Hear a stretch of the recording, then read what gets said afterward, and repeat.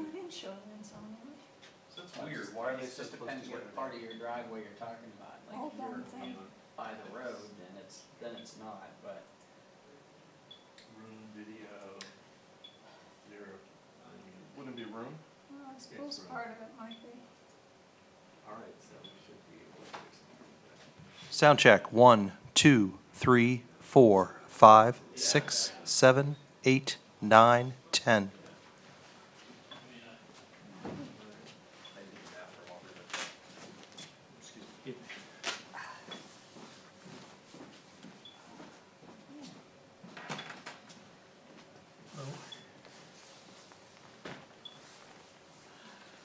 I'm just giving up hard, huh? Don't wanna... Oh, March is It's kind of March. like last year, you know, like, March blizzards. yeah, did not want to give up. Getting back and forth with the spring. Right.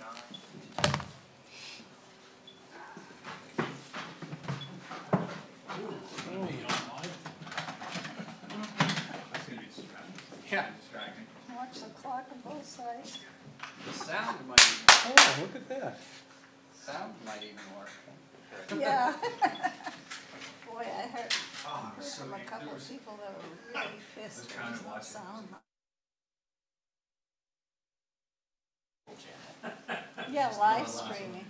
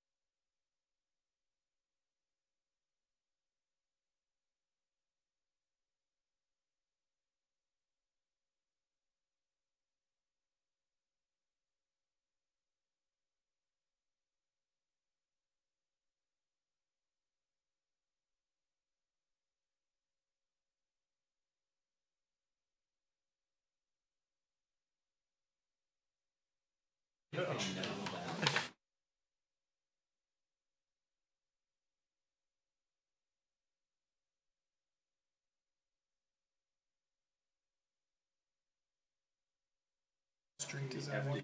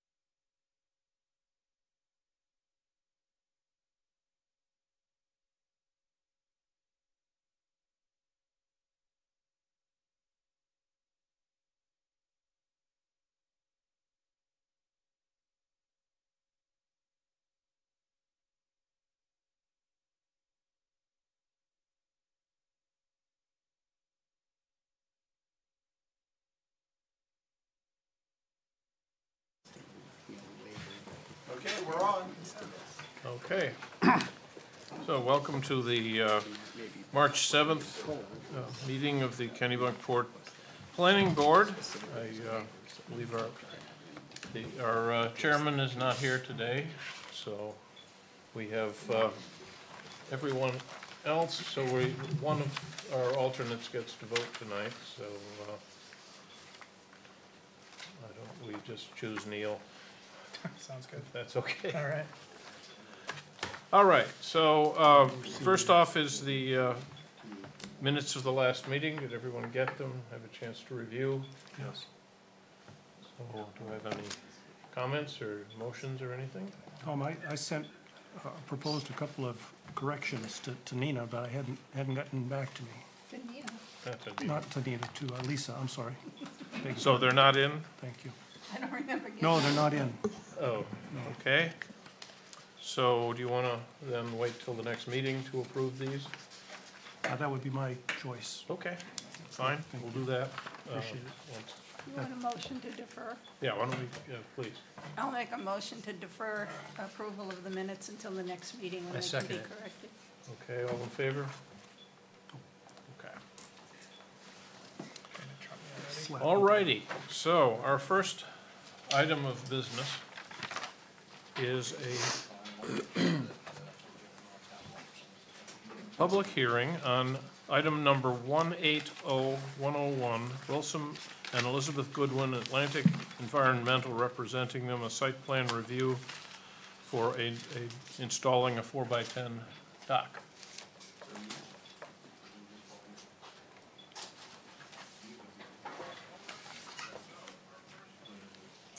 Good evening. I'm Lisa Vickers with Atlantic Environmental, and I'm here representing the Goodwins at 26 Langsford Road. They are proposing to construct a dock consisting of a 4-foot by 10-foot long access ramp beginning in the upland. It will connect to a 4-foot wide by 40-foot long pile-supported pier that will connect to a 3-foot wide by 40-foot long seasonal ramp and a 10-foot by 20-foot seasonal float. The pier will be supported by piles that will be pinned to ledge. The float will be secured in place with cross chains that will be pinned back to the ledge in the landward side, and then chains with helix anchors on the seaward side. We located the pier to ensure that we were meeting those 25-foot setbacks, both in the upland and then along the riparian line, so the property line that extends out into the water. Based on some of the questions from the last meeting, we added plans that we've submitted showing the shore frontage, which is 86 feet. And then we added the distance that the pier begins in the upland, and that's approximately 33 feet for the southerly abutter and approximately 50 feet or 49 feet for the northerly abutter. The float will be constructed with float skids because this does provide partial tide access. So that prevents the float from bottoming out and hitting those substrates. At least it provides about 18 inches of elevation during low tide, which is a recommendation for both Army Corps and the DEP. We did include those approvals. So we have Army Corps and DEP included with the application package. And I'm happy to take any questions. Okay, anything from the board? I think we went over it I think we went over pretty well last time, yeah. Mm-hmm. So, do we have any abutters that would care to comment on this dock? Anybody in the general public? Well, then I guess I will open and close the public meeting. And I believe Neil has prepared a finding of facts, so we can get rid of this in one. I did prepare the findings of fact. There were a couple comments that I received on the findings of Okay, fact that I so think we can should do it- discuss. We'll do it next time. Or we can discuss it and. Just quickly, I think Sure. when it comes to piers and docks in general, there's a suggestion that we go point by point through Article 5, 5.11, and just address certain issues that either hit 5.11 or aren't applicable, kind of like we do with 10.10. I think it was a good point. I think it's something we should. Well, then Kind of I about- would suggest maybe, can you pull that off Yes. by the next meeting? And Yeah. we'll have a FOF next meeting then. The other thing was in the conditions and approval, the 12 or 10.12E, it usually says conditions of approval, if any, pursuant to Article 10.11 and 10.12E. 10.12E has to do with performance guarantees, which if we're looking at an application that doesn't necessarily require a performance guarantee, I'm questioning why we need to include that. Yeah. Because I think 10.11 essentially gives us the authority to condition it anyway, so I know we've seen, usually it's in there, but I'm thinking we should remove the reference to 10.12E if it's I think not that makes necessary. sense. Okay. Okay, so I guess we have a motion that, we need a motion that approves this, and then we'll have the finding facts next time. I'll make the motion to approve. I'll second it. Okay, all in favor? Okay. Opposed? No. Okay, so, Sorry to make you come back. That's okay. well, you don't actually have to come back for Yeah, I the can- finding of Yeah. facts, you just have to make sure you get the finding of facts into And the then send the registry of deeds. registry. Sure, great. Thank you so much. Okay.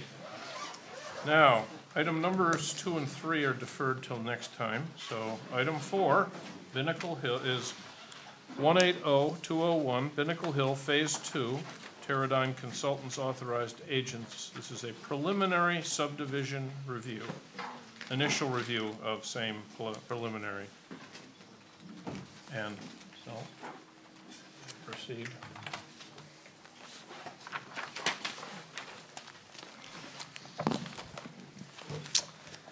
Hi folks, my name is Mike Tatama-Wieland. I'm a civil engineer for Teradyne Consultants.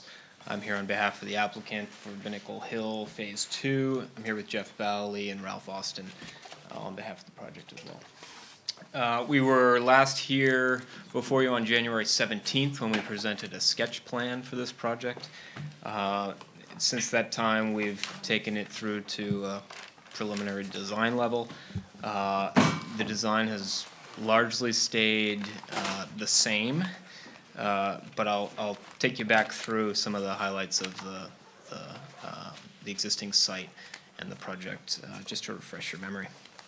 The project site is about 25.5 acres in size. It's shown in this yellow outline on this plan, if you can see it, and it's directly adjacent to Binnacle Hill Phase 1, which is this subdivision shown over on the north side of the plan.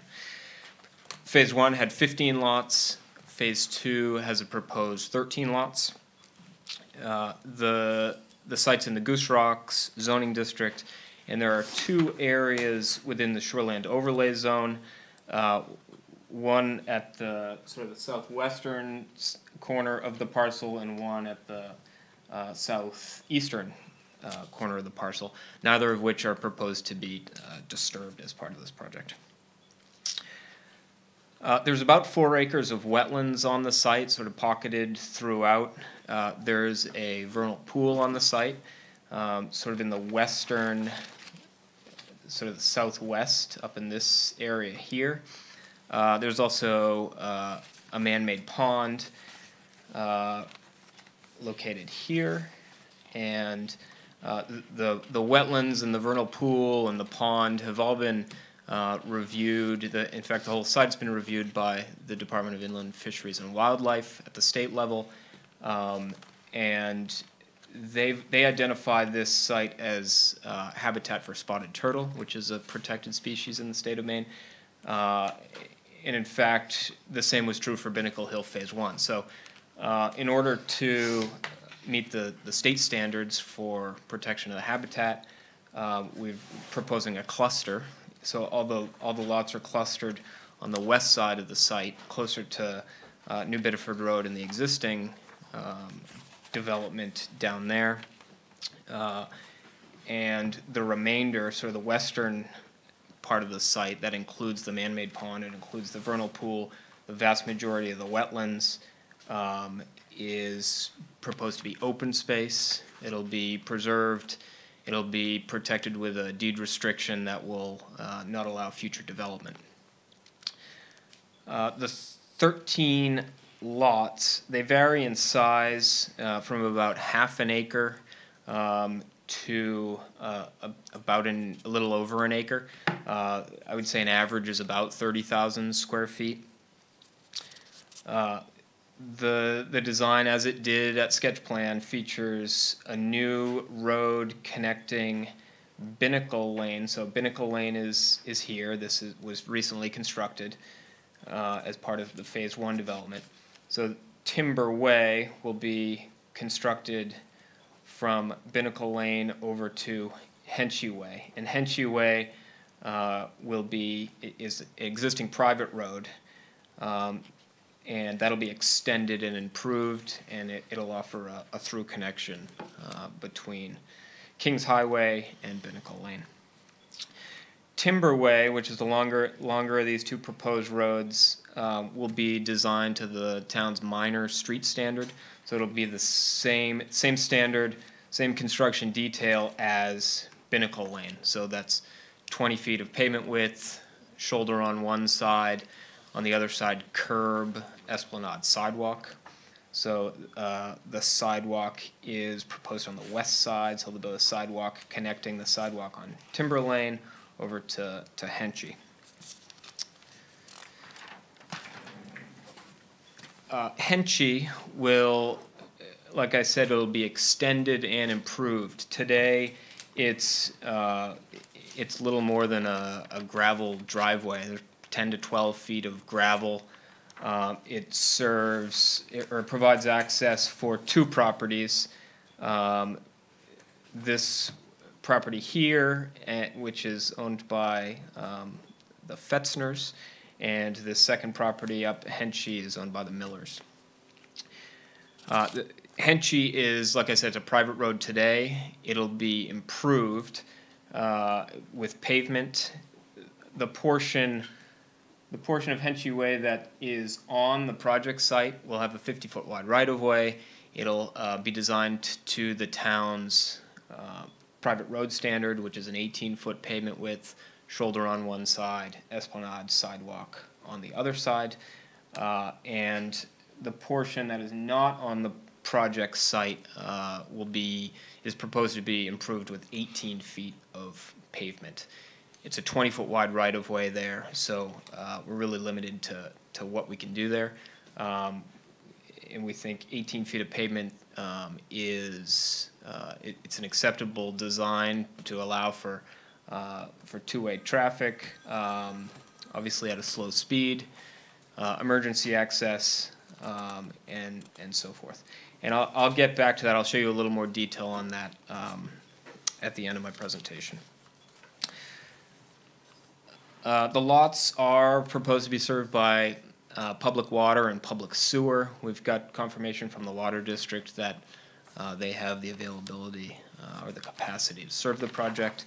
And we have submitted an application to the wastewater department for an extension of the public sewer system. So both of those are being reviewed and are in the design review with the different departments. There's 6 proposed street lights along Timber Way. It'll be the same light fixture as the Phase 1 development, which is an LED sort of residential decorative style street light. The spacing will be the same as Timber Way, so it'll really, the intention is to sort of feel like a cohesive subdivision between Phase 1 and Phase 2. That's why the design elements were intentionally mirrored there. Stormwater is designed to meet the DEP standard, so that there's an existing, Phase 1 of this development has an existing permit with the DEP. It's a site law permit.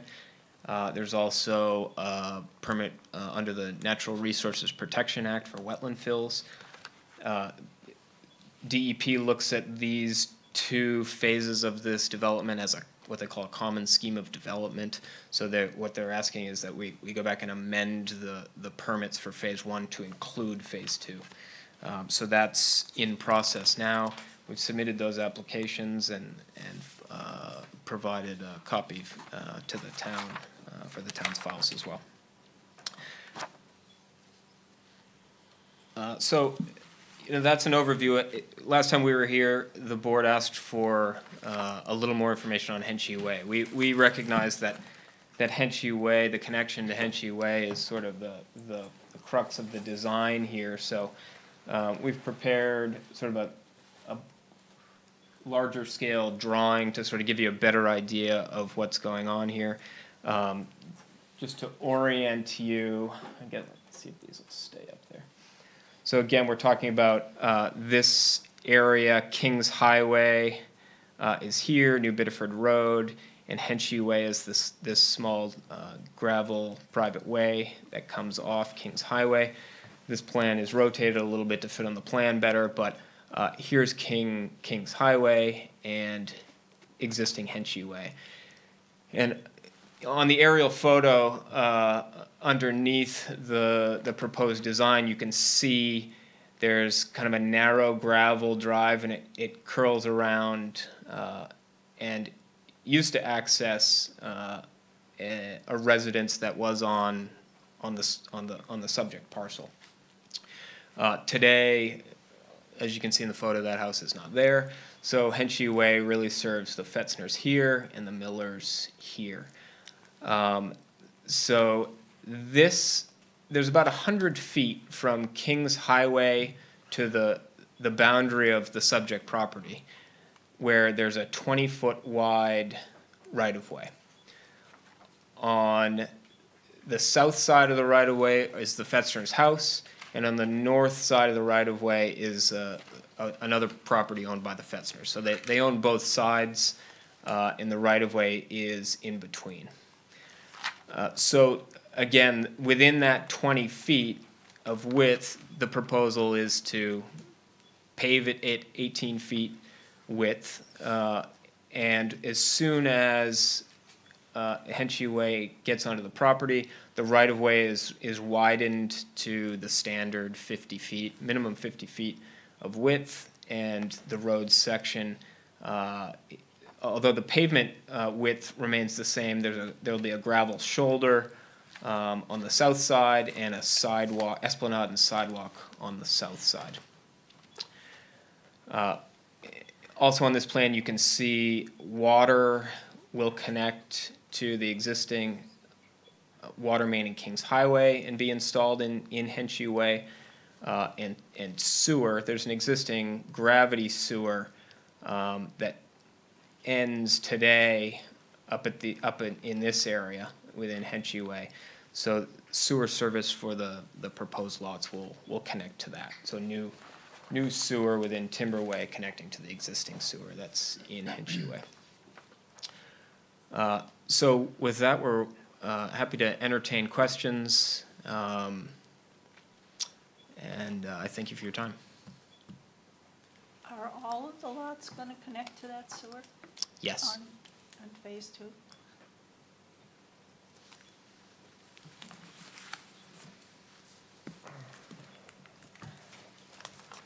Okay. Well, the obvious big question is the Hinchy Way thing. You've explained it better, but I still don't think it makes any sense. Quite honestly, I think looking at your drawing down below, on phase 1, I see a nice turnaround at the 1,000-foot level, followed by long driveways to different properties. And I guess I don't see why you couldn't have done something comparable and just gotten out of the business of screwing around with Hinchy Way. Because this 18-foot road in a 20-foot right-of-way makes no sense and violates any number of standards. So it's certainly something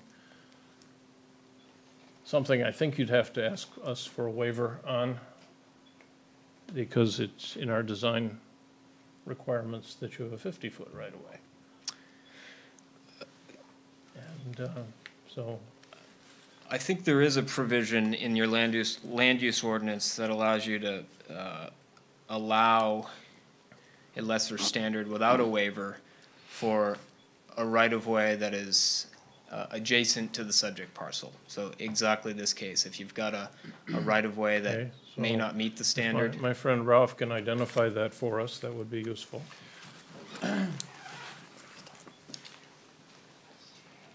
Good evening, Ralph Austin, representing Pinnacle Hill Phase 2. The standard that you were talking about, Tom, is in the subdivision regulations, Yes, and that's applies to streets within the subdivision, within the subject property.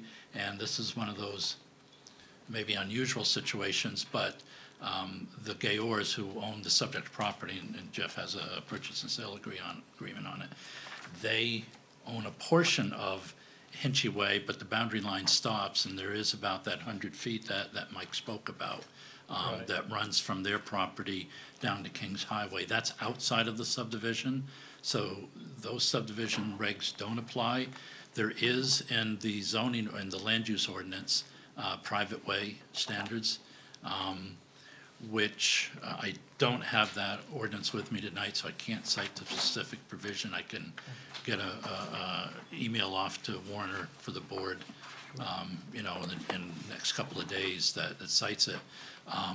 But it does allow for a waiver of, and Hinchy Way would not meet those private way standards, Yeah. but it allows for a reduction of those standards where it's physically impossible to meet them because of a pre-existing right-of-way that you have no control over. And there's no way that the applicant can increase the size of Hinchy Way because it's, as Mike pointed out, there's private property on either side of it, so there's only that 20-foot width. But it's not an automatic waiver, by the way. We have to justify that waiver that it's, it's So, not because you said in the book, in the intro, that the only waiver you had was something or other. But there was only one waiver listed here, and that wasn't it. Yeah, I think It's- procedurally, Thank you. Mike procedurally, has it should go through the subdivision regs. The section of ordinance that we're dealing with is in Article 6, 615. yes, or 614. 614. E, Yeah, and and you're right, it's technically not a waiver, it's a reduction or modification. that's right, reduction or modification. Says the planning board may reduce or modify the driveway private road standards where strict adherence to limitations cannot be met when considering a pre-existing right-of-way or cannot be met due to environmental concerns. And then it goes on to to mention that the planning board shall include a modification in the site plan reviews written findings of fact, and it'll be recorded at the registry. So, I think this is really more a question of procedure, as far as does it, do you ask for a waiver request through the subdivision regs, or do you look at this section of the ordinance? I can tell you that when this particular piece of ordinance was created, it was intended to deal specifically with pre-existing private rights-of-way that had a limitation in terms of right-of-way size, and that in situations where private property owners were looking to split a lot and they physically couldn't meet the limitations, the board had the discretion to make a determination that however many lots were being added to that, you all as a board could make a judgment call on whether or not what was there existing was adequate to serve what was being proposed. Yeah, that's the problem right here, is that it says the planning board may reduce or modify the driveway private road standards. Yeah, it's a judgment call. The problem is, it may have been put in there for maybe 1 or 2 houses, maybe even 3, but here we've got a subdivision, and we have to look at the subdivision as a whole and how many lots that's serving. and Do that's- they need the 2 roads? With Well, this many lots? it's a question of the, it's a question of the length limitation that you're dealing with. Because what you have that's proposed, because you have, it's not a dead end, as far as what's proposed. So, another. Phase 1 was a dead end. I'm not Right. clear on what you're saying. So that's another possible 1,000-foot modification. limit on dead ends. There's 1,000-foot limit. Okay. And so what you have here is certainly longer than that, but you don't have a dead end. You don't have a cul-de-sac in this So proposal. they don't need the 2 roads? Well, if they were to do a cul-de-sac here, more than likely what you would have is you'd have a different waiver request for a length limitation, because you'd Gotcha. wind up with more than 1,000 feet, Gotcha. for the cul-de-sac, just like what you had in phase 1. Correct. Right. Thanks.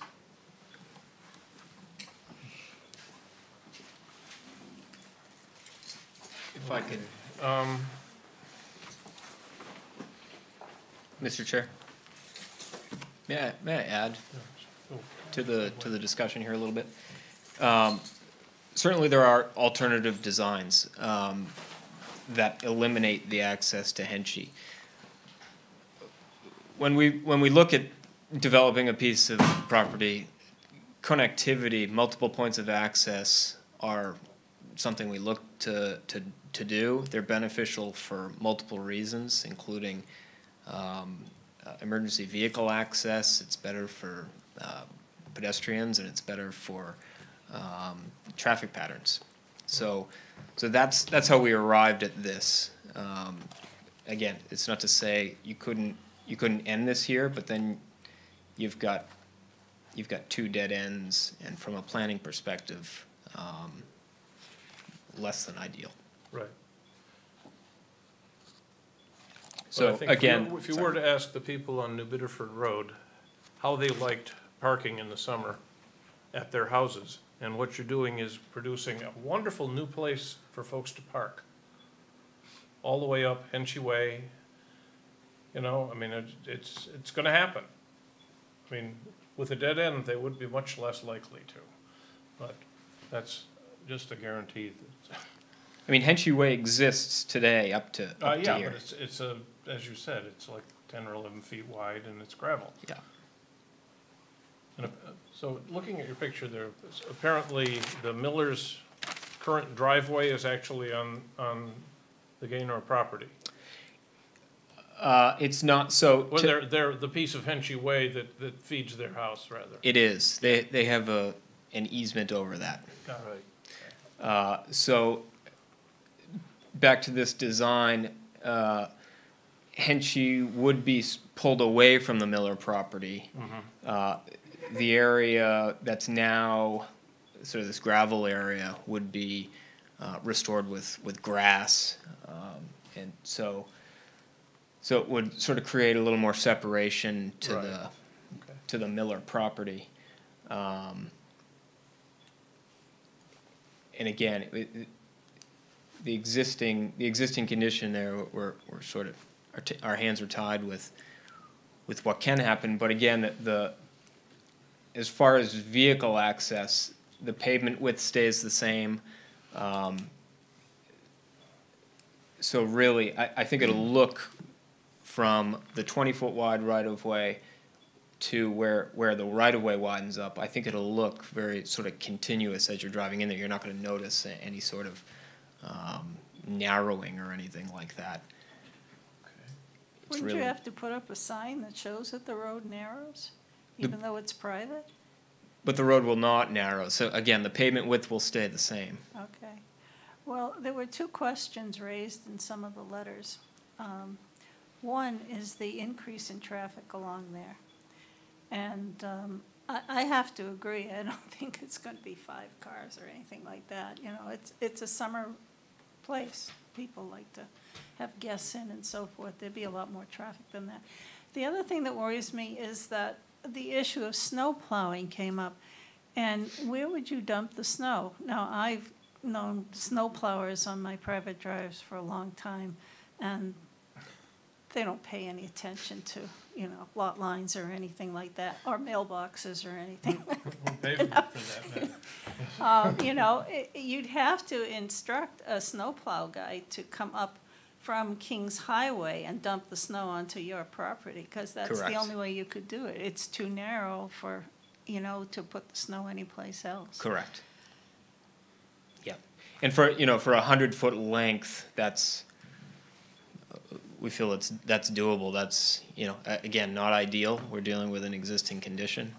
But for 100 feet, the snow could be pushed up into this area and then distributed along the sides of the road. But what would you do about the increased traffic? I'm sorry? What would you do about the increased traffic? Yeah, so we did provide, obviously you've read the traffic analysis that our traffic engineer produced. And what he did was he looked at sort of the surrounding road network, he looked at the intersections in the area. As you can imagine, I think there was 1 accident in the area in the last 3 years, so certainly not a high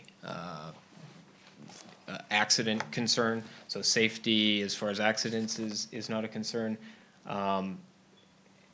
And, you know, again, I guess one of the things he concluded was, although there are 13 lots here, the vast majority of the trips, so when we look at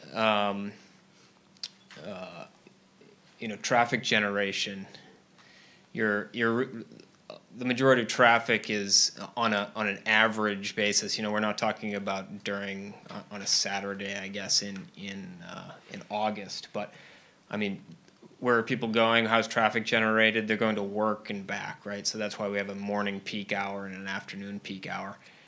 And what he concluded was the vast majority of trips are going out New Biddeford Road. So certainly these 4 lots that are clustered at the end of Henchy may use Henchy to get out to New Biddeford Road.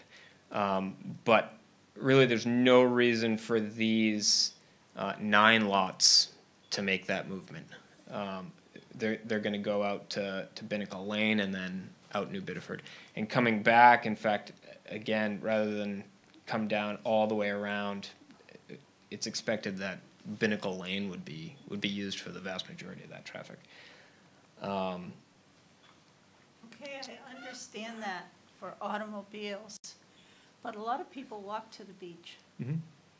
And you've got a narrow area there where your sidewalk ends, and there'll be people walking. And there'll probably be people walking in the evening, you know, when the light's low.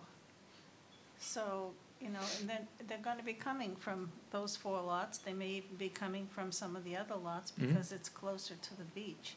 So you do have that issue there. Agreed, yeah. And and that's one of the reasons we kept So the 18-foot road width, we kept that 18 feet for the entirety of Henchy because, you know, as you've probably heard being on this board, you know, narrow streets and sort of curvilinear road alignments naturally calm traffic and slow down traffic. Its visibility is good there as far as sight lines, and you know, I guess because of the nature of it, very slow speeds, very good sight lines, and people generally aware that it's a you know, pedestrian-friendly area. We feel that it's acceptable. Are you gonna put lighting in there? There is none proposed, but I'm sure the applicant would entertain that if the board thought it would be beneficial. It might be a good idea. Yep. Okay, I had, there was a very strange letter from somebody in the state government at the end talking about a historic archaeology survey. Is that something you're planning to do for the final?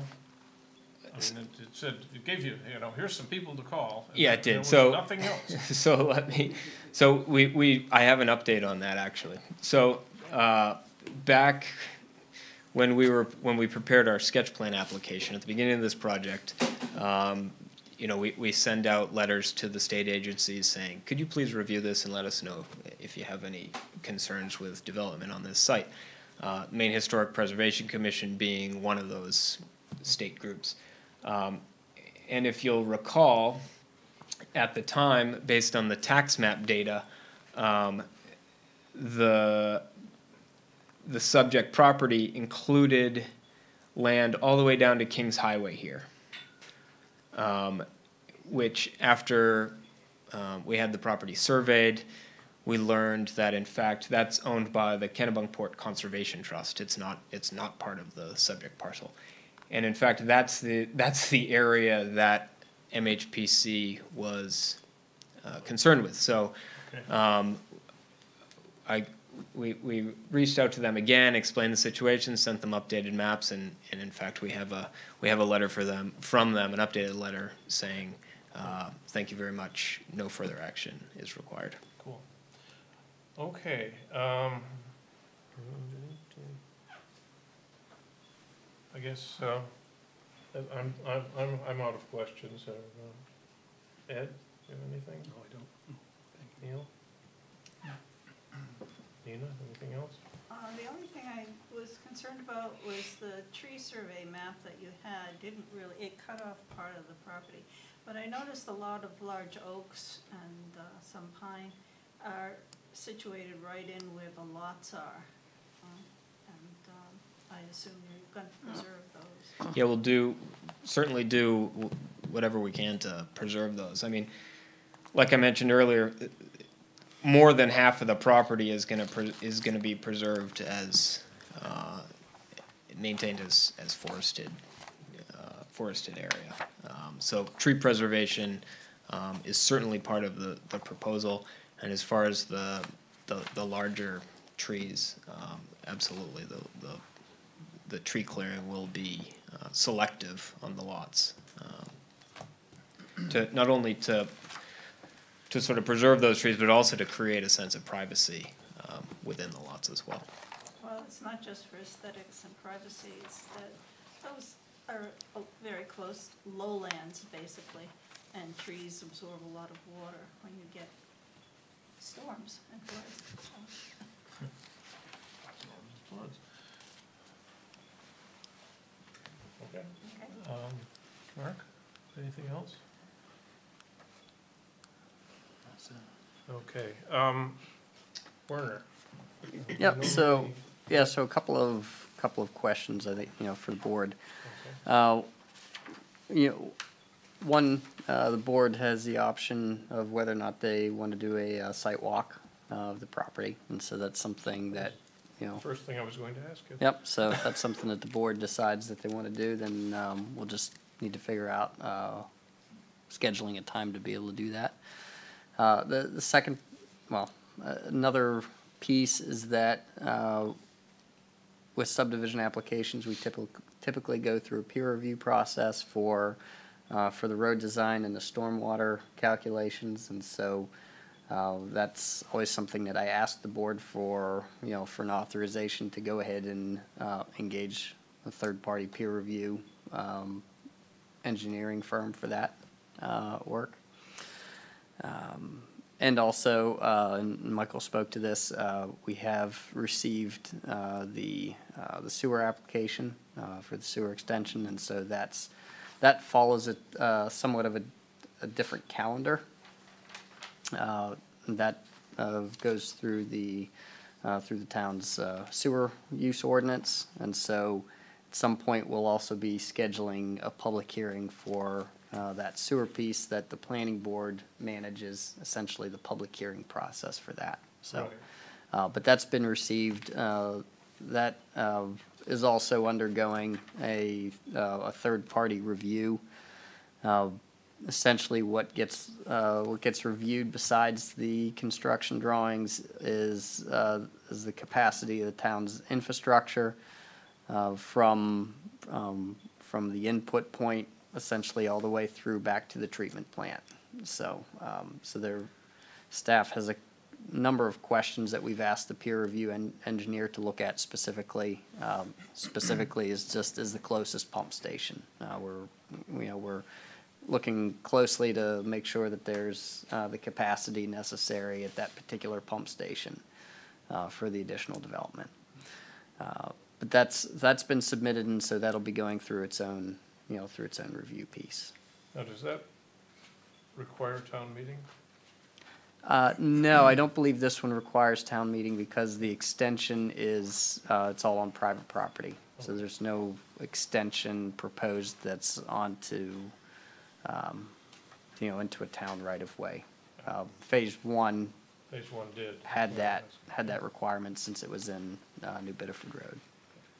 How about comments from the town manager or the school superintendent for other capacities?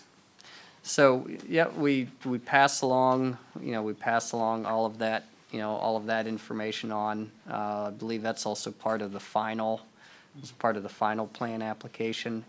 I can tell you that I don't believe you'll be hearing back from the school saying that there's a capacity issue, given that, we've just dropped to one kindergarten class coming in.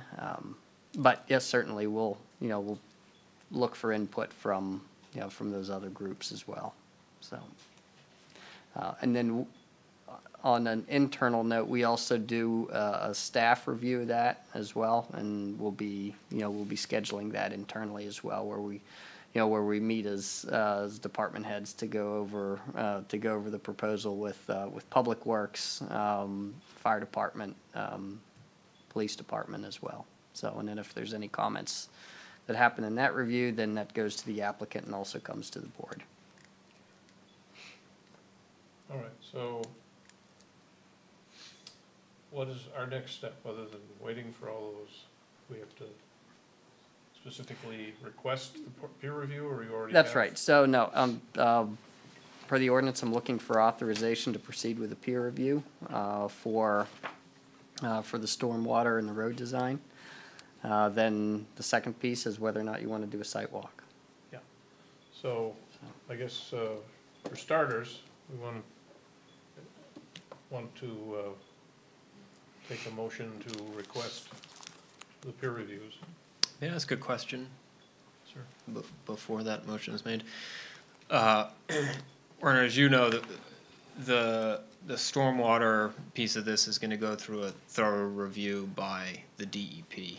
Mm-hmm. And in fact, the town's stormwater standards mirror the DEP. So I guess I would ask if the board feels it entirely necessary to have the DEP reviewing the plan against their standards, and then also a peer review engineer reviewing it against DEP standards. Is that typically done? Does the DEP actually go on the site? They may. They have the ability to. Would. Yeah. I don't. I think they certainly have the ability to. Whether they will or not, I don't know. Certainly, the subdivisions that I've been involved with in the the last couple of years, we've always had a peer review. Yeah, it's a typical, it's a typical part of our process. Okay. Quite honestly, I'm not an engineer. I don't know if your numbers are right or not. You know, and that's really what the level of comfort is with, you know, with having a third party do the peer review. We've had applications in the past where there have been significant errors that have been found. Not saying that there are any here, but Understood. you know, it's part of our process. Sure, just thought I'd ask the question. Yep. Thanks. Okay, so I would like, Could I just ask, whose money are we spending?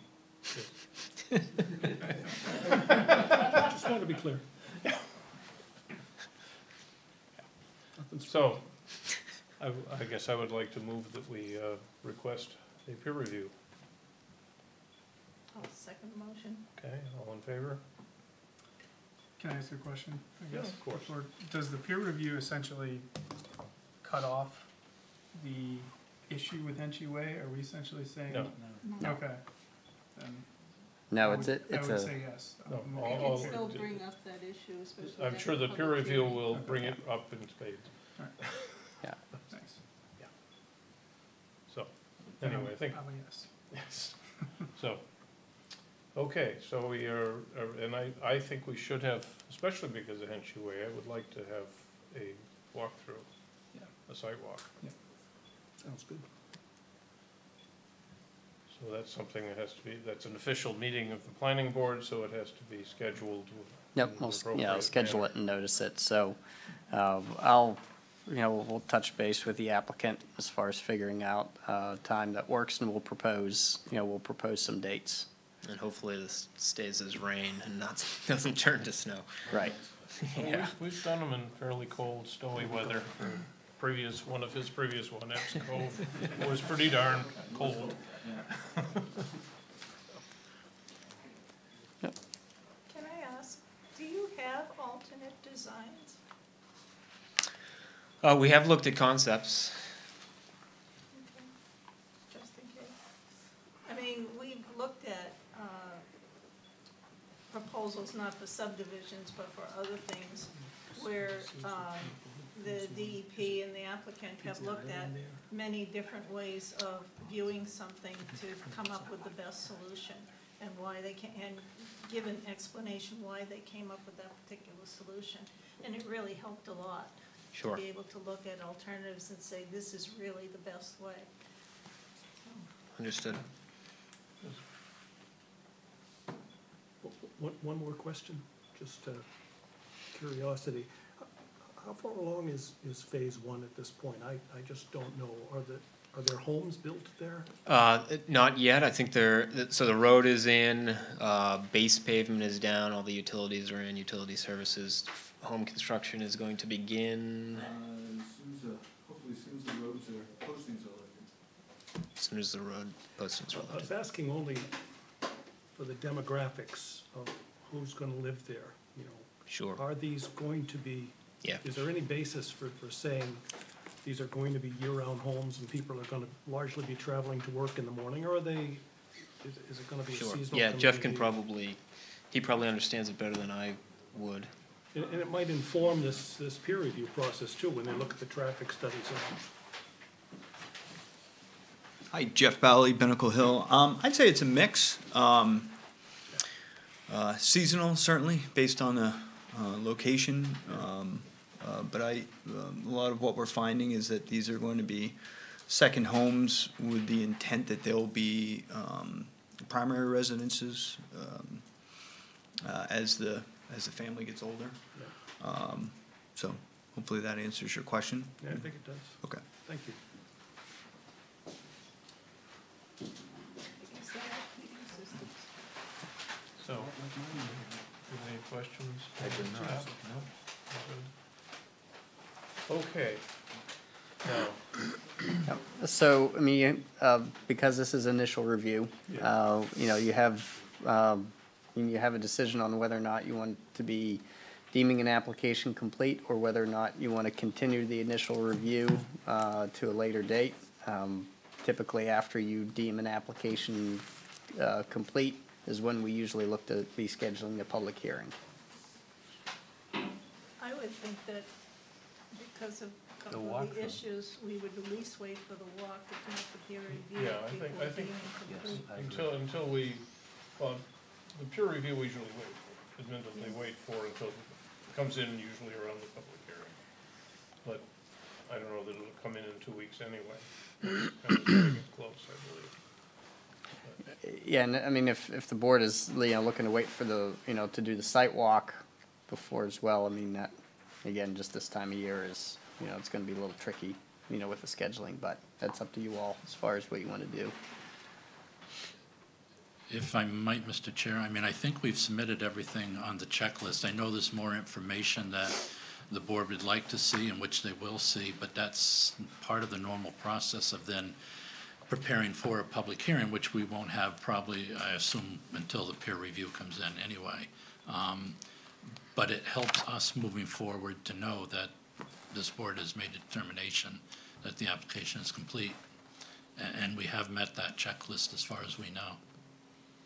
I guess I have a hard time deeming the application complete with the Henchy Way issue and the potential waiver question.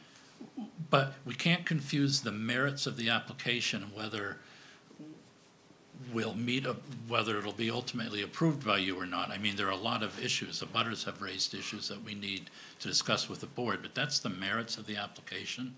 The completeness simply is, have we submitted everything that the subdivision regs say that need to be submitted? And if you find it's not complete, then I guess you need to tell us what we haven't submitted. But I agree, Henchy Way is a critical part of the discussion, but that's getting into the merits of the application. Okay, but that's one of the reasons I asked whether you had some alternative plans, because if it goes forward, we find it complete and it goes forward, and we find that Henchy Way is not workable, then you have nothing to fall back on. You'd have to resubmit your application. No, I mean, the subdivision, as opposed to a site plan, the subdivision process is an evolving process. It's always, I've never been involved in a subdivision application where there haven't been changes as it moves along. And it may mean a continuation of the public hearing until we come back with further information. Certainly, next time we come before you, I think Mike will probably have those alternatives and discuss that with you and explain why this proposal is the best of those. But again, that to me goes to the merits of the application. Okay, I'm just thinking that it's a major, major change if you change the design, and it's like an initial review all over again, looking at where everything is along the roads. You'd have to change the sewer design and all that. I don't think we need to change the sewer design. We have an easement up Henchy Way for that's access right. and utilities. That's right. We've always had that. In fact, the sewer runs up Henchy Way. It's already up Henchy Way. Okay.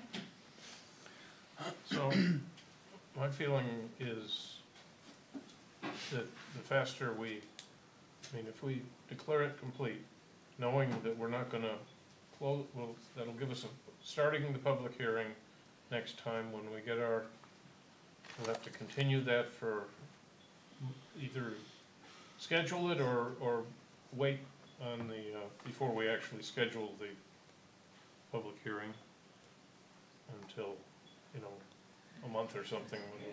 Yeah, I mean, We have more information, process-wise, if you deemed the application complete, I mean, you could, looking into the future, really the next piece is when do you want to have that first public hearing? Right, so Do you want to do that first public hearing after you've had the site walk? Or do you want to open the public hearing, before you've had that site walk? Procedurally, I don't know that it Something matters a whole around awful beginning lot. of April for the first April meeting is for the public hearing. Okay, Yeah. I'd like to have the public hearing before the site walk and then keep it open until after the site walk, continue it. Well, the site walk is it's not a public hearing, but it's a public meeting where members of the public can, That's right. we don't expect to be back in 2 weeks for the public hearing. Our anticipation was that you would schedule it after the site walk and after peer review is back. Yes. But it doesn't make sense, at least for the peer review, to come back before you have a public hearing. Although a public hearing could help me understand better the Henchy Well, situation. I think the peer review might help you a lot too, though. True. I'm kind of a visual person. If there isn't a public walkthrough, I'm gonna have to go up there and walk around myself, just to understand it better. These are great photographs, but I think we'll understand public discussion and feedback and all of this and be able to put it in context if we put boots on the ground. so, So I'd like to do it post haste. right. I believe, however, I think that, as Ralph said, we have submitted everything. Yeah. So far, he's met the checklist.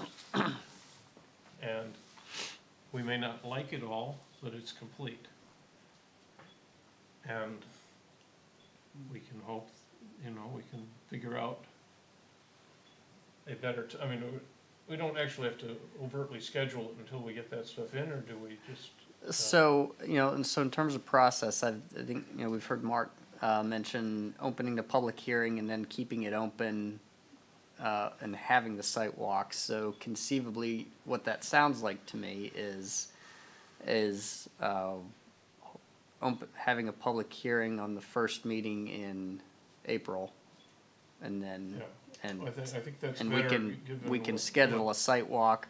We don't necessarily, we can be holding a site walk the week, in the week after that. It doesn't have to follow it doesn't have to follow And we'll continue the public hearing. your meeting schedule. We can hold that in the second week. But I think April, so. scheduling a public hearing for the first meeting in April is probably the right way, because it avoids Ralph's other favorite topic,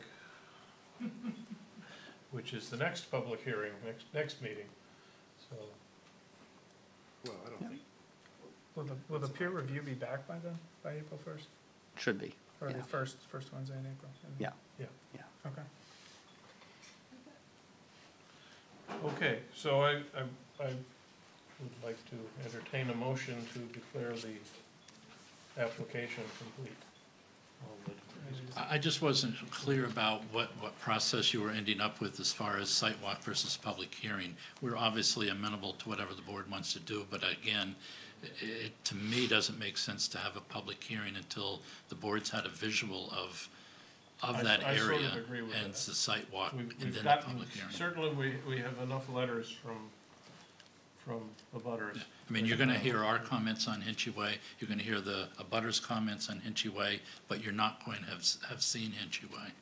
Right, I presume the Fetzers probably come to our public walk also, Yeah, so. I mean, it's certainly up to the board, however you want to, whatever I'd like direction you wish to go with see if it. we can schedule a public hearing, a meeting, a walk, Site meeting. site walk, prior to the April 1st, the first April meeting if possible. Okay. Yep. But in the meanwhile, you need a motion to. To declare it complete, I still need that. Okay, I'll make a motion to declare the application complete. Second? I'll second. Okay, all in favor? Okay. All right, and then I'll work with the applicant in terms of figuring out, we'll propose some dates for the site walk then, Sounds good. so, okay. All righty, Thank you folks very much. Thank you. thank you. All right. Which brings us to item number 5. Seaside Hotel Associates, 180202, AKA Nonantum Resort.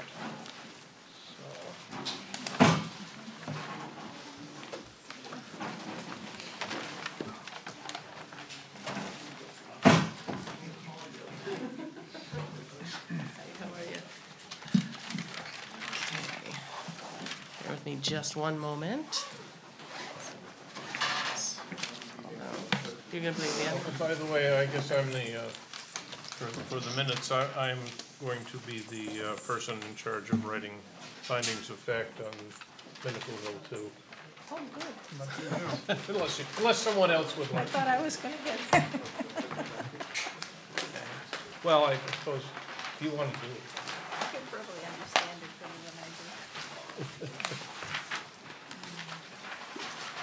The next development that comes is after.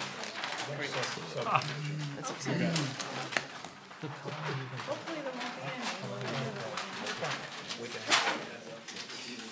It's amazing.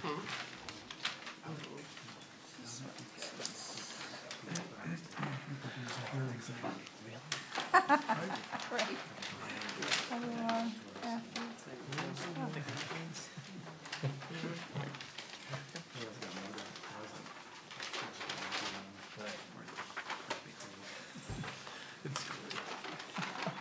Excuse our technical difficulty over here.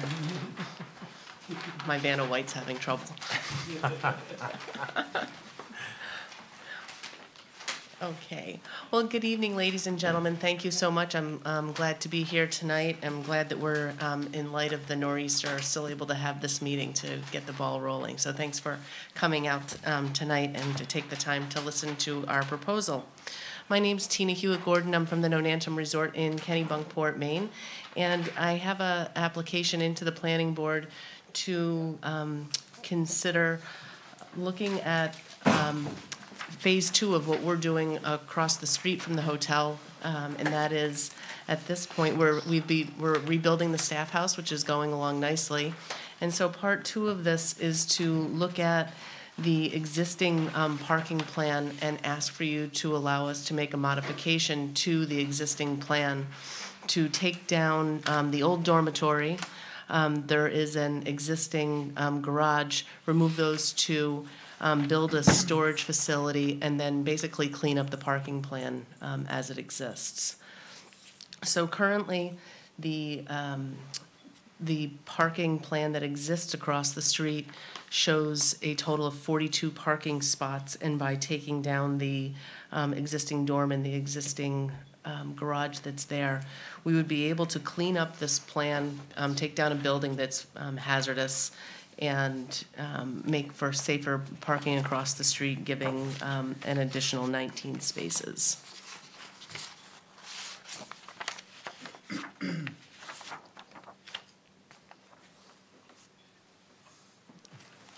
The plan that we have here currently, I understand, is not complete.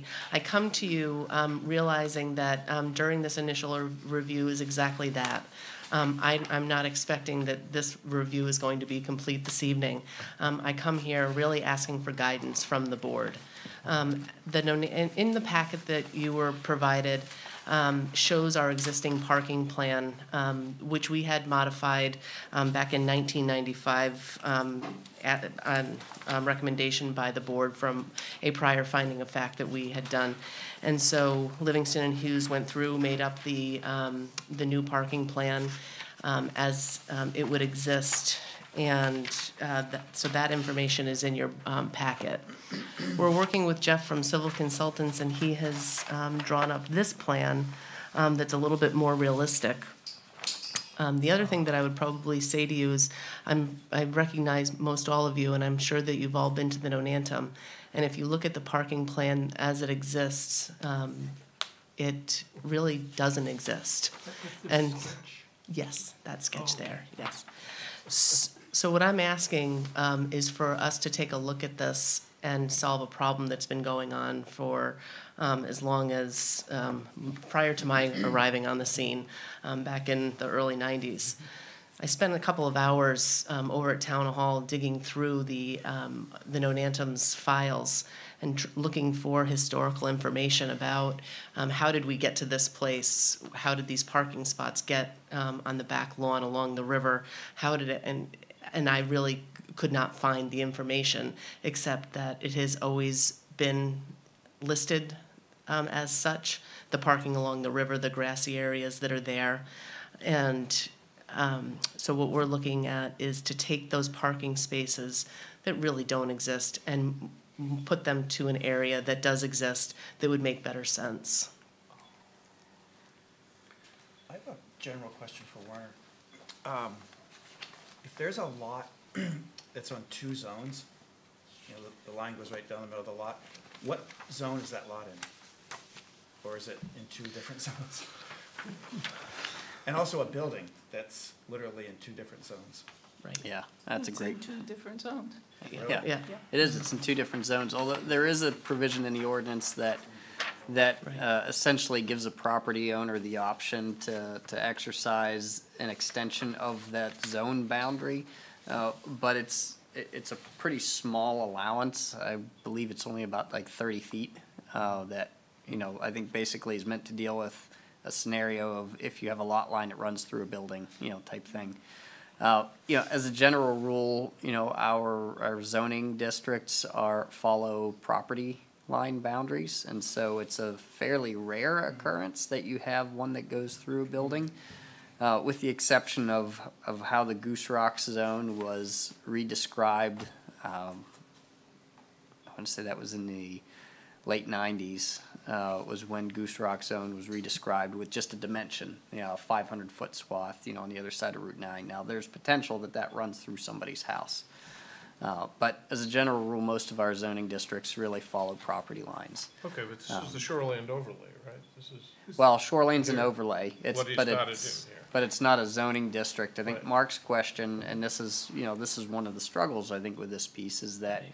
you have the riverfront zone on one side, and you have village residential on the other side This is of just the Ocean Avenue. village residential. But this is the We're- That is side that's all, correct. they're Right. they're only changing the village residential side, right? That's correct. Correct, yes. Yeah. So, Yeah. so we're Yeah, more the- than that, I'm sorry.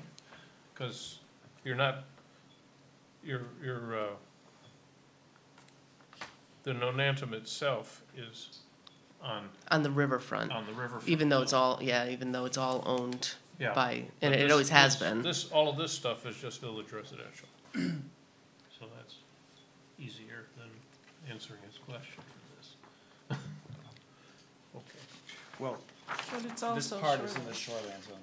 Yeah. No, it's in the shoreland overlay, Right. but it's in village residential. Right. I've got pieces of my property that are that, you know, but that's the way they are. But you have to meet the requirements of both. Yeah, that's right, that's right. But it's not in the riverfront. Right, It's- not it's- riverfront. Right. Yeah. So, Ironically, if this was in the riverfront zone, it'd be a lot easier. That's right, there's no shoreline, Yep. there's no overlay. yeah, Right. let me, Right. let me expose my concern there. Since this is residential, parking doesn't appear to be an allowed use in the residential zone unless your lot's greater than 2 acres. Correct, and that's a provision that talks about, I want to say for a public parking scenario, you know, what you're referring to. Yeah, and that's one of the questions that we're dealing with. I mean, certainly this property has been I mean, it's owned, grandfathered, obviously, but, Right. been owned by the Nonantum since, I don't know, you know, Yeah, Tina it's- can tell it's me the year. non-conforming. in its use. It's non-conforming in its use. Okay, Correct. that's what I wanted to clarify. It seemed that way to me, And and therein grandfather. is an issue.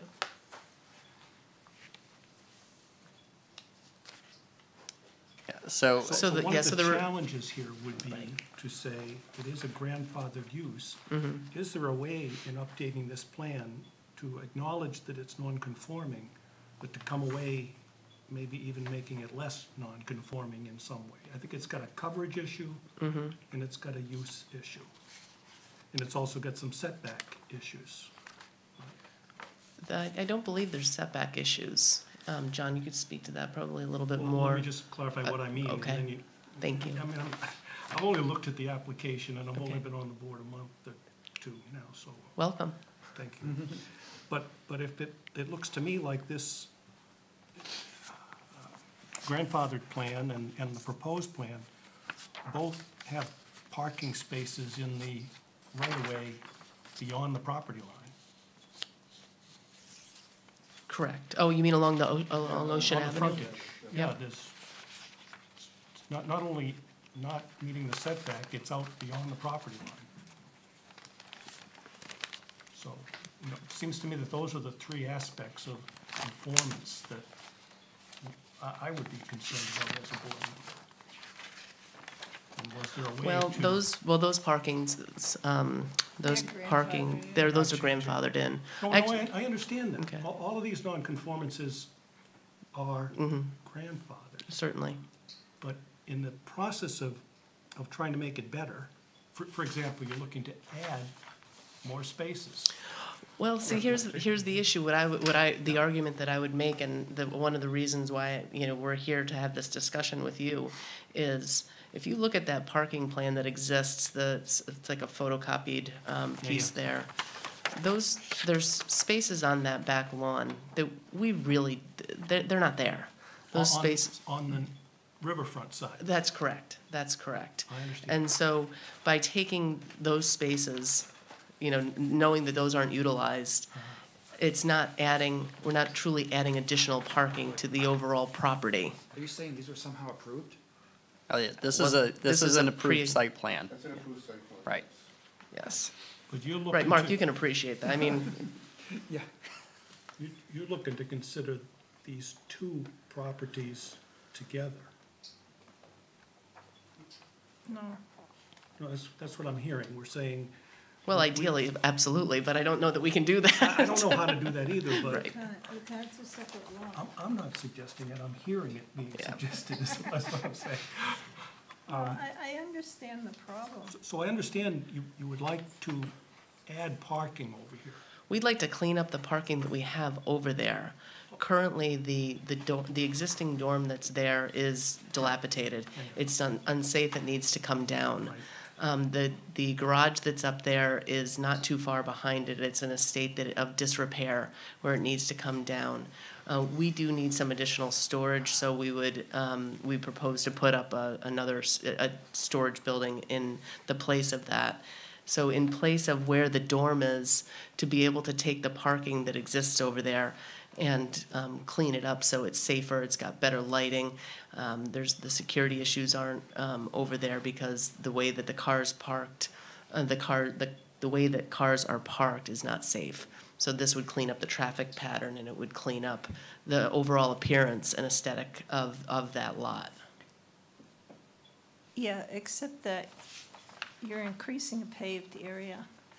And I'll tell you, my problem with it right away is you have a butters very close by, you're on high ground. The minute you increase that paved area, you increase runoff to them. Well, okay, here, switch. I'm speaking, John Einsiedler, architect, I'll be doing the building, storage building, but the engineer couldn't make it tonight.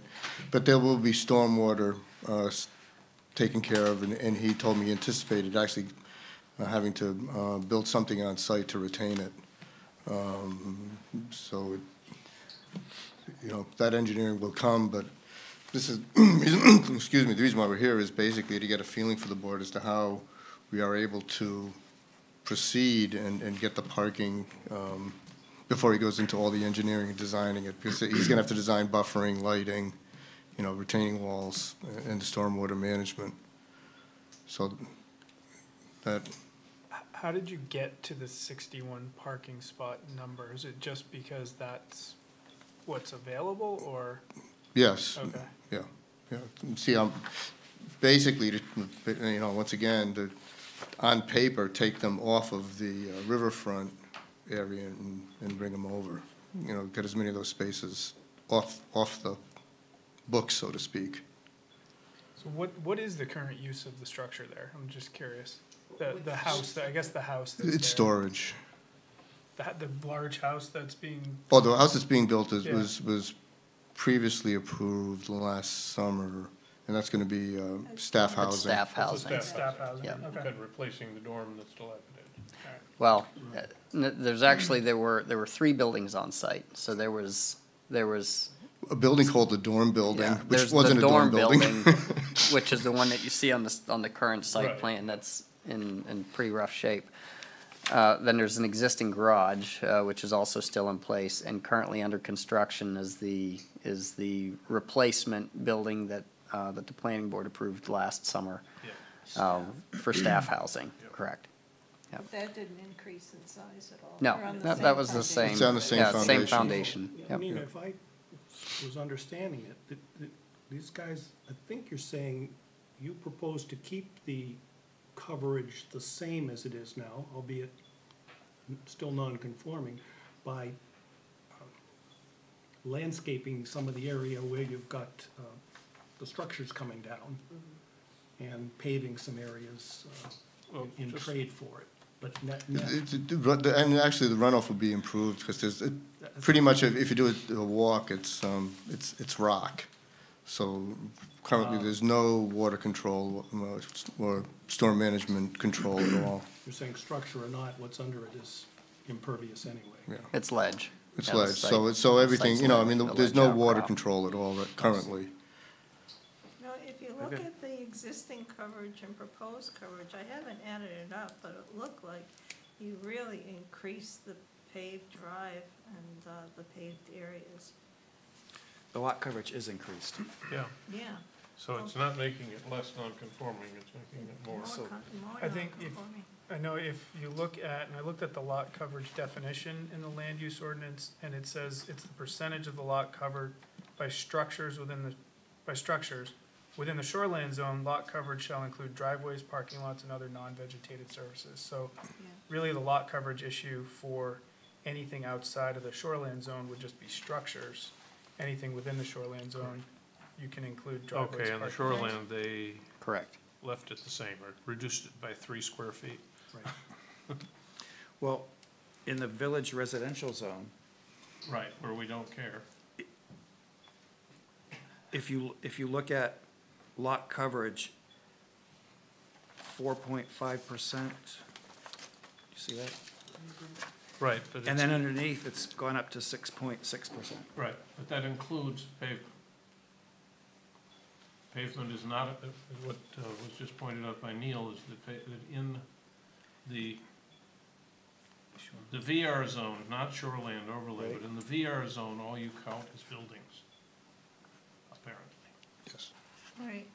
And the buildings are actually going down. Only count buildings, porches, but not stairs. Okay. Right, so what you're seeing on here is they're breaking out the numbers of what's in shoreland and what's in village residential. So in the Right. village residential portion, without the shoreland zone overlay, you're just counting buildings. Right, and that's Okay, going because that's from what meets your 15 definition of structure. Within the 1591 shoreland zone, down you're to counting all of your, 1478, so. you're counting all of your non-vegetated surface areas, which is going to include structures and the, and your driveways, walkways, parking lots. Yeah. So one Yeah. thing I'd So say, the practical reality of it is that you could increase the parking lot coverage in the village residential, and it wouldn't count against you, under the lot coverage definition. yeah. One thing I would say when you update your actual application, that no change is not the appropriate answer to question.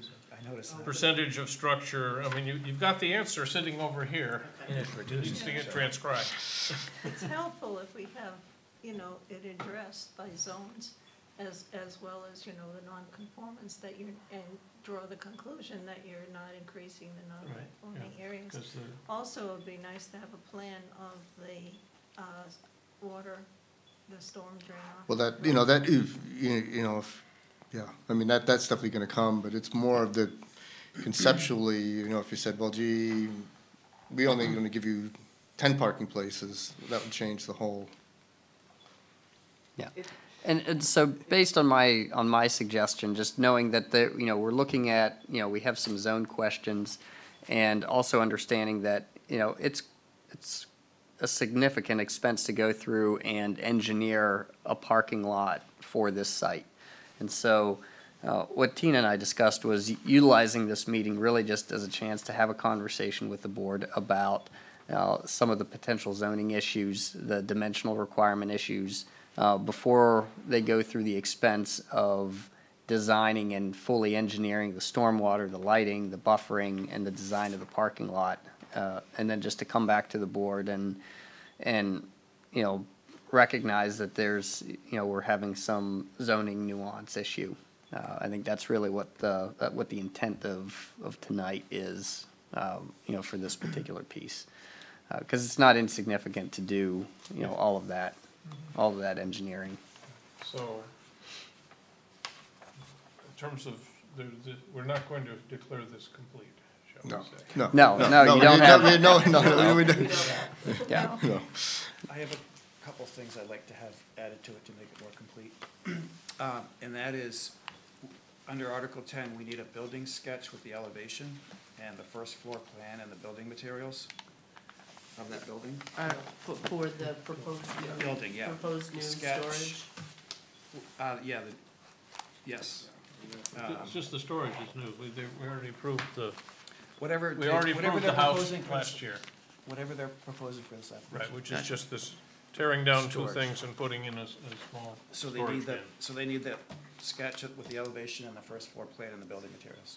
Right, of the storage, yeah. That's what I'm saying. Yeah. Also, it came up a little bit tonight, but it wasn't in the application, how dilapidated it is. So we need details on how dilapidated is it. How, what kind of, do you want photos? I mean, what Or would be the just like a best? description, like it's, like the last time, you know, you described the sills were rotting and that kind of stuff. There's holes in the floor, you Yeah, can see it's through the that kind of stuff. ceiling Yeah, and exactly. the building is Would you like a sagging. sidewalk? Yeah. Come on by, I'll show you. No.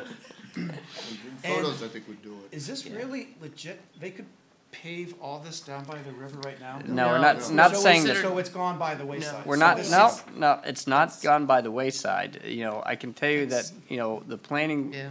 as this was approved, it was recognized and understood that it was a lawn area. And in fact, really, if you go through and look at the, I don't know, History. I'll say 1.5 feet of material that, you know, that we have,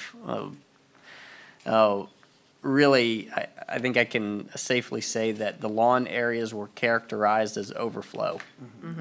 They were Yeah. specified as overflow parking, Yeah. so there was no intention to ever authorize the paving of these areas. And I think just, you know, in terms of operations, I think that's what Tina's talking about, is just the practical reality of that. And certainly today, based on our current definitions, we would never authorize that type of a parking layout. I used to Right. launch my Right. boat back there to the left, in that Remember? little area there, and how that's all parking. And when we added the elevator couple years ago, we actually lost parking places on the paper, and we had to reduce seats in the restaurant to accommodate the loss of the seats. the parking places that aren't there. So, Yeah, we lost 3. but this application, though, the concern is improving your utilization of the property on the other side, right? Correct. One of the motivators is parking for non-Nantum guests, is what I'm understanding, right? And staff, And staff. right. correct. That's, It's a they're staff- the factored, parking up by the staff house, right? So the staff one is easy, right? I mean, it's like, it's a residentially zoned area, and it's got a residence, and there's parking for the people that live there. Now, in addition, historically, you've been using this, the town has been using this area as parking, I don't know for overflow or not, but for non-Nantum guests. You mentioned that there were 42 spaces on the, well, if you add up the existing, on that original. on the sketch. On that sketch, there's a total of 28 spaces down along the bottom area. Yep. And then there's 14 spaces that are deemed as employee parking spaces. Okay. In practice, not just on paper, but in practice, how much parking is there? A lot more. Probably more. More, okay. Because there's no designated, I There's, mean, it's not like there's lines. Yeah. There's nothing Yeah. drawn. if there's a spot, people pull in. Right. It's like looking at parking at the Cape Porpoise Pier. It's- So I like what you it's- said at the start of this, is that the goal would be to make this safer. Correct. And I don't live too far from there, I live up off of South Main. Yeah. And we walk down there all the time, and you know that, I know that in the busy weekends, that there's a lot of traffic in that area. There is a lot of traffic. And there's no curb, it's like one giant curb cut, there's no entryway into it. There's one narrow pedestrian path that isn't really strictly used. Correct. People just cross as they may and all, and if there was in the process of doing this, some way of improving that situation, I think it would, at least for me, it would make me look more favorably on the thought that this might be expanding its use in one regard, but improving it in another regard. We discussed that with the engineer in regards to that addressing that exact concern of having a better definition of someone pulling in and having it only as one means of traffic coming in and going through. Right. And I spoke with Mike Claus at the Highway Department to talk with him about that, the exact issue of there not being any curb cuts. And he number one, had no problem with the existing parking plan as it is along Ocean Avenue. He had no concerns. He said, you can check with the chief of police, but there's never been any accidents or any issues that we're aware of. And he said, well, quite honestly, if we did try to put something in there, it would become an issue for plowing, any type of a curb cut or curb or anything else. So as it exists, he's fine with that, but we would want to address a better definition of one way in, one way out, to clean up some of the safety concerns there. Yeah, the practical reality, I think, is when it comes to paving, in the wintertime, I mean, that lot isn't utilized. And so, and speaking with, The light just went on here too. right, and speaking with folks at the highway department, essentially what gets paved is, what gets plowed is basically up to the utility poles. Which in practicality is probably half of those parking spaces, and so. They wouldn't want a sidewalk on No, the I mean, a sides, for curb, example. absolutely, Yeah, it curb would be a would problem not, for them. would not work in that situation. But, I do think in this, and I'm just speaking conceptually, but, is there a possibility that that the town could agree, and I don't wanna speak on behalf of those that would have to make that decision, but there's a possibility you could have some kind of a temporary seasonal demarcation for those parking spaces that would, that would help better define that singular entry and exit, as opposed to, what you mentioned, one massive curb cut. I was gonna say not Jersey barriers, but even No. if you had the things you can't drive your car over, when you come in, if those were there in the summertime and cars couldn't just pull in there, or more to the point, they couldn't just pull out as I'm walking in front of them, or someone who just got out of their car is walking in front of And them. there's a walkway on the side. I just got out of my car is what I'm I see. envisioning. Okay. I've been in this situation. I don't know, I always walked under Me too. Yeah, but certainly if, we felt that this, that a plan, could move forward in terms of working towards some type of improvement, I can tell you that, I know that Public Works and our office would work with coming up with some type of solution that we would propose to the Board of Selectmen, for within that right of way, to make that a better and safer use that's there. One of the other things I'd like to see is the setbacks from the abutters Okay. marked on there.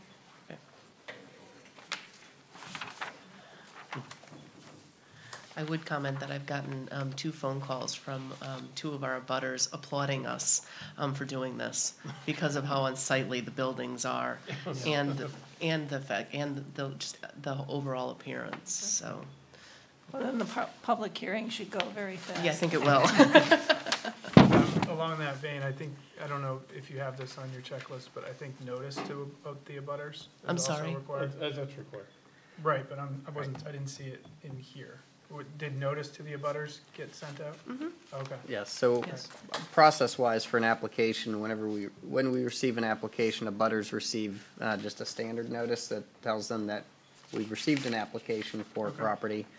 They don't actually receive they'll receive a certified, notice whenever we have the actual public hearing Okay. piece of it. I just know usually. Yeah. Did we get a in- list of the abutters? Yeah, we've That's what- seen that's a what we list said. of the abutters. That's why, usually when, in Right. an application, we see the Right. list of the abutters. Oh, okay. And that's how, at least conceptually, I know notice went out, Right, but.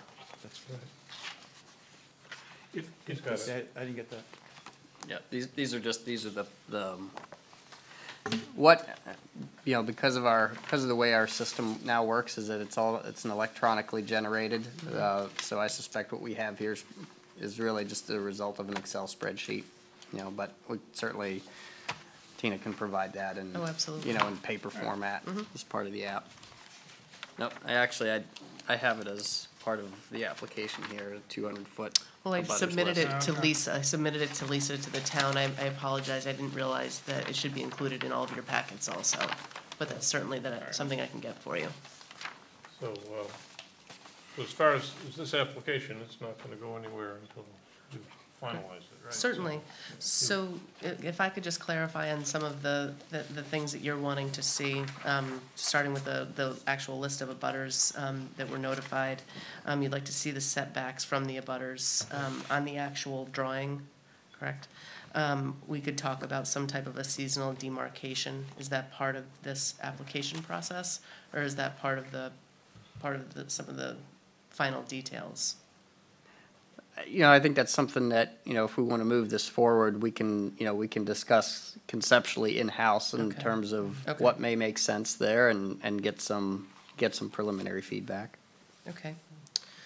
I need to include the actual volume change on the actual face of the application instead of Right, just having the no change. By zone, because, Sure, by zone. because of the differences between the RP overlay and Okay. the regular. You also would like to see a sketch of, for the new building plan for Yeah. the first floor, along with the building materials. And then some proof of the condition of the old existing dormitory. Right. Okay. And then was some issue, something about the drainage, right? The, Yeah. Oh, drain. How are you gonna get rid of the water if you're putting in Well- more impervious? Well, I think that'll be included in the whole stormwater yeah, plan. Is that the right wording? Which doesn't even exist now. right, which will. Correct, So- exactly. Yep. I think, really the bigger question is from a space and bulk standard perspective, so is this something that, that would make sense in terms of in concept that, that the board would feel comfortable with the applicant moving forward on developing the stormwater design and all of the other performance standard items, I think is the big question. Before they spend more money on this, they need to hear from the board. I think if I'm looking at this and somebody says, look, I've got a non-conforming use here. This is not supposed to be, I couldn't go build a parking lot there today. I've got an old plan that says I've got 42 and I want to add 19 to it. Would the board think it was okay to increase the amount of parking in an area that it's not a conforming use to have parking? On the other hand, if you come to me and you say, during the summer months, as many as 70 cars parked there, and I don't know what the right number is, but I You're think probably pretty close. you have a way of getting that data. We don't think that's safe. We want to go and want to change this. We think we could have as many as 60 spaces in there, although 12 of them are going to be used for the residents. Don't quote me on these numbers, I'm making this up. In order to do that, we need your help. We think the front edge needs to be cleaned up so to be safer. We're gonna put some signage or blockades or whatever we're gonna do to route the traffic differently, but in the process, we're not gonna increase the coverage area.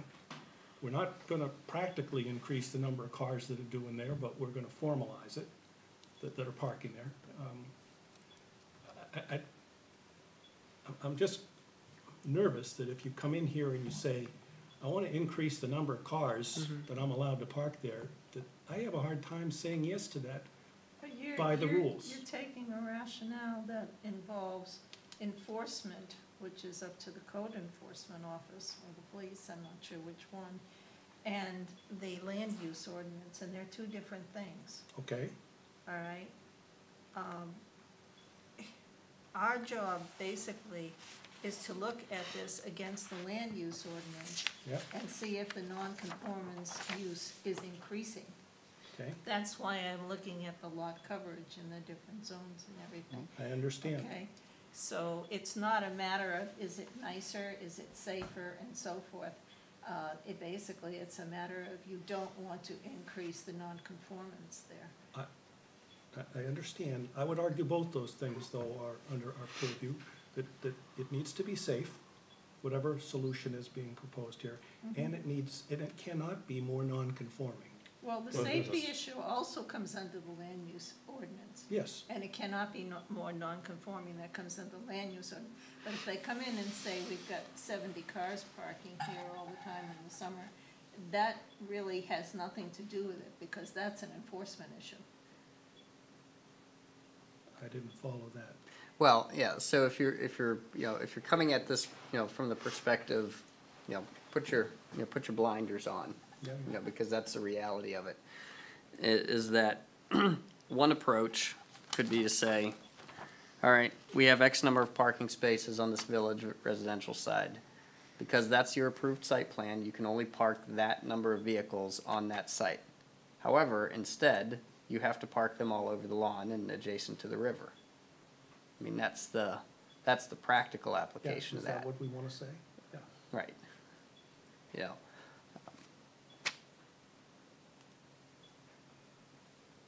I mean, I can tell you from a best management practices perspective, from a logical perspective, from a erosion perspective, quite frankly, the last thing that I want to say is go park them all over the lawn down by the river. I mean, that's the reality of it. And the other, again, practical component of this is that in my tenure here, I have not yet received a complaint regarding the parking on the village residential site. Now, does that mean that they've followed this? I mean, I can tell you based on what I've seen, no, it doesn't, it doesn't appear that way, however, I also just don't believe that this plan that we have here is is a viable and a workable plan, nor something that, I would encourage, the use of. Although, by all rights, they have an approved site plan that authorized, the parking spaces out on the lawn and adjacent to the river, and they'd be fully entitled to be able to use it that way. I just asked that a while ago. Yeah, right, they can use it that way, They can Mark. do this right now. Yeah, your question was Paving. no, No. parking. Parking. Can you physically park a car there? And the answer is yes, because that's what they have, that's their approved site plan for that location. Now, the question of paving is a separate issue. Well, according to the town, they're approved to do that, but according to state law and DEP and so forth, I think they might have issues with it now. Yeah, if you were to, well, I'm just gonna speak concept, with the board for a minute. In areas where you have pre-existing developed areas, I've seen parking lots and performance standards where, parking lots get reduced down to a 25-foot setback off of, a river or the ocean or something of that nature. In fact, I mean, there's a provision in the land use ordinance that, for Cape Porpoise Pier, that allows for, parking there to go down to 25 feet. So, but that's a discretionary piece that, the DEP looks at whenever they would do reviews for zoning ordinances. But they look at the development that's located in those areas. And that's a different development, basically, that's a different use. Right. Yep. I don't think we should be looking at this and like, well, if we don't give them what they want, they're gonna do this. They would never do this. Wouldn't look too pretty, go to would the- it? People go to the pool, they have weddings down there. Using this is kind of insulting to me. It's a threat. Exactly. You should have And, been you- here the last and I don't meeting. think you're, I don't think you're hearing that, I'm not you know? hearing this. No, not at all. We're just saying You know. that that's what's been Well, why is it approved. even here? Because that's when Portside was, when the building permits and the applications were submitted, they had to obviously meet the requirements of the land use ordinance for parking to have that building even built. So a prior board before, before any of you were existing, before I worked at the Nonantum, approved the building of Portside, which had 56 guest rooms. And in order to make an allowance for that, that's how they deemed to meet the parking requirement for that building. So that's something we've all So they inherited. didn't require them to be actually installed? No, they It was did just not. on paper? That's correct. And the other thing that's important about it is, Still, so it still exists. we Theoretic- didn't, if we came in and said there are 61 parking places and there currently are, 14 on paper, you'd say, well, you're increasing your parking. And we're saying, no, we're not increasing the parking because we're gonna take those other ones off the paper. That's important to see that, otherwise you just say, oh, you're increasing parking. No, they're two separate lots. I don't think you can do that. Well, but as far as the Nonantum is concerned and the structure and the number of spaces required, I guess, they go together. There are two zones, but as far as what Yep. the Nonantum is required to have for parking can be on the lot across the street or next to the river. If we weren't dealing with a separate zoning question, there's, within your performance standards for parking, it does allow a board to consider parking on adjacent parcels to meet a parking requirement. Right, and the story I just Again, notwithstanding. heard was Right. that is how this plan came about, was in a discussion of providing adequate parking For the on resort. site. Correct. In the largest sense, for a building that's on the riverside. Correct. So the That's how challenge, this lot was said to be the parking. So we're not saying we're adding parking, we're gonna add keys, we're gonna add seats to the restaurant. Everything's staying the status quo. So you've got a history of coupling these two lots in terms of that use. right, in order to have met the full parking needs, which back in the 1985 area was around 243 spaces. Well, those 42 spaces that we're talking about right now were factored into that 243 spaces. Yeah. So although I absolutely understand that we're in two different zones here, it still has always historically been configured as the total parking spaces for the resort. Well, then, if you're gonna consider the two together, then when we approve it, we could consider the fact that this other plan is given up. That number of I spaces. like that. But we can't give up all the spaces. No. Just- But you can give up, Well, giving up the ones that, right, otherwise the Right. restaurant That would get get moved. smaller. Correct. Yeah. Right, so that's why it was presented. Right. It wasn't, Right, so it never increases, so currently we have 221 spaces that we have and that we're required to have. We're not saying that we're going to add an additional 19 spaces to that 220. We're saying we would erase, for all practical Still be purposes, 221. 19 spaces off of the river and just reallocate where they are on the resort. Does that make sense? Yes. Okay. I guess maybe this is a question to the board. I'm having a hard time conceptualizing, how do we analyze the parking? Do we analyze it under the residential parking standards or the non-residential parking standards? Because, technically, that is a residence, right? that's how I know it's in the village residential zone.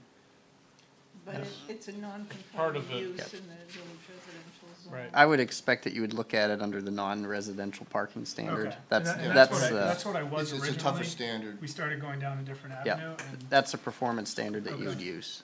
Yeah. So I'll come back to my question again. Right. These guys, they're asking really, should we go spend good money on this? And I think we owe them a read as to whether or not this could go somewhere useful to them. you need to get that from us, I think. Well, Why we're here. I guess, I'm not sure it would, Maybe we can't do that, I don't know. we can't do a motion. No, no, Exactly, but that's, I'm But just trying to be clear about what I'm understanding the question to be. Yeah, You could poll the board. I can poll the board. So technically, where does the increase in the coverage come from on the village residential side? Is that the new storage building? Is more of the storage building going on to the village residential side? Because it goes from The 4 actual- It's going down. The storage building will be smaller than the existing building that smaller is there. building. But So on the plan, it says the proposed That's lot inclu- coverage for structures goes up by 2.1%. No, it doesn't. Well, I don't know whether, I mean, I know, the engineer has revised his numbers, so. Yes, it does. It does. The structure? No, well, it says that the proposed coverage is 6.6% in the village residential. Yeah, but that's the whole coverage, that doesn't matter. buildings and. All you have to look, all in residential, all you look at is, Right, no, I The know, but buildings. it's going up. Yeah, that's what he's saying, it's going from 4.5% to 6.6% is what this let me drawing try it again, says. that's not the buildings. It says existing buildings, The building, proposed buildings. the existing buildings in village residential are 1561 square feet, That's existing. and they're going down to 1478. But then look right below that, it says Plus proposed buildings. 274. Oh, okay, wait. I do know the engineer said last week that he had redone the numbers and we didn't get I haven't seen the updated plan, so I'm not sure whether he found discrepancies or whatever, but, when we do submit the plan, everything's gonna be, Okay. it I feel should be like- going down, I mean, there's no way it's going I up. would feel a lot more comfortable if that was staying the same. Well, Where- we're down? where we It's weren't- actually No, gonna- it's it's just actually going going down, down. I guess I don't understand how it's staying the same. Yeah, it's gonna It go, would go down. it should How go it's going down. up. Building one. Doesn't make sense. No, I mean, But I, that's two different, I think we're, maybe we're talking after two different zones. So, no, well, I know the structure's getting smaller, so that, and that's in the, Oh, yeah, see what they're, He's including in the paved. structure, the new proposed structure is partially in each. Yeah. he does? Okay. yeah, that'll screw things up. Well, the paving will, but the structure, Yeah, Okay. Overall, we're going from 16.4% to 17, to almost 18%. So overall coverage is going up. Okay. But we're still staying below the 20% Yeah. total. So, John, one thing, I just realized looking at this plan, I Yeah. think they have the numbers flipped. Oh, He's that's actually, it. Maybe he that's has why. the village residential numbers, mislabeled. Because if you look at where the labeling for the line for the 250 shoreland zone, it should be on the other side, should be on the water side of the line, and the No. VR zone should be on the inland side. Because when you look at the total area, the area in the 250 shoreland zone buffer, they have listed as 12,000 square feet, and VR is 35. But I think if you look at that area, it's pretty clear that the VR is the 12 and the shoreland is the yeah, 35. I mean, and like I said, I spoke with him last week and he said, he changed the numbers and I didn't. ask Yeah, him so what he's it gotta was, so re- That might have been it. Has to recalc the we numbers. definitely have to see it There. going down. Yeah, but it will go down, I mean, it's definitely gonna go down, Related question to that. yeah. Right. One of the things that's happening is how is the parking area that is outside of the property line treated in this coverage area? I would You're think, saying- I you're would saying think, the property is this big and I'm covering this much of it, but we're also covering a pretty good section of yeah, on Ocean Avenue. So I can- That wouldn't be counted. I can tell you how that works, is that Okay. we don't count that. Yeah, Because, we but wouldn't count. based on the don't worry about it. based on the definition, it's the percentage of the lot that's Yeah. covered, and if it's outside of the lot, then it's outside of the lot. Okay. So obviously the numbers will get fixed. Yeah, yeah. Okay, so what, Who's responsible if a dump truck comes along and hits one of the parked cars outside the lot? The guy who hit The me. dump truck driver. If he's working for the town. In answer to, Well, I'm gonna stay away from to that. Ed's question, can we poll the board?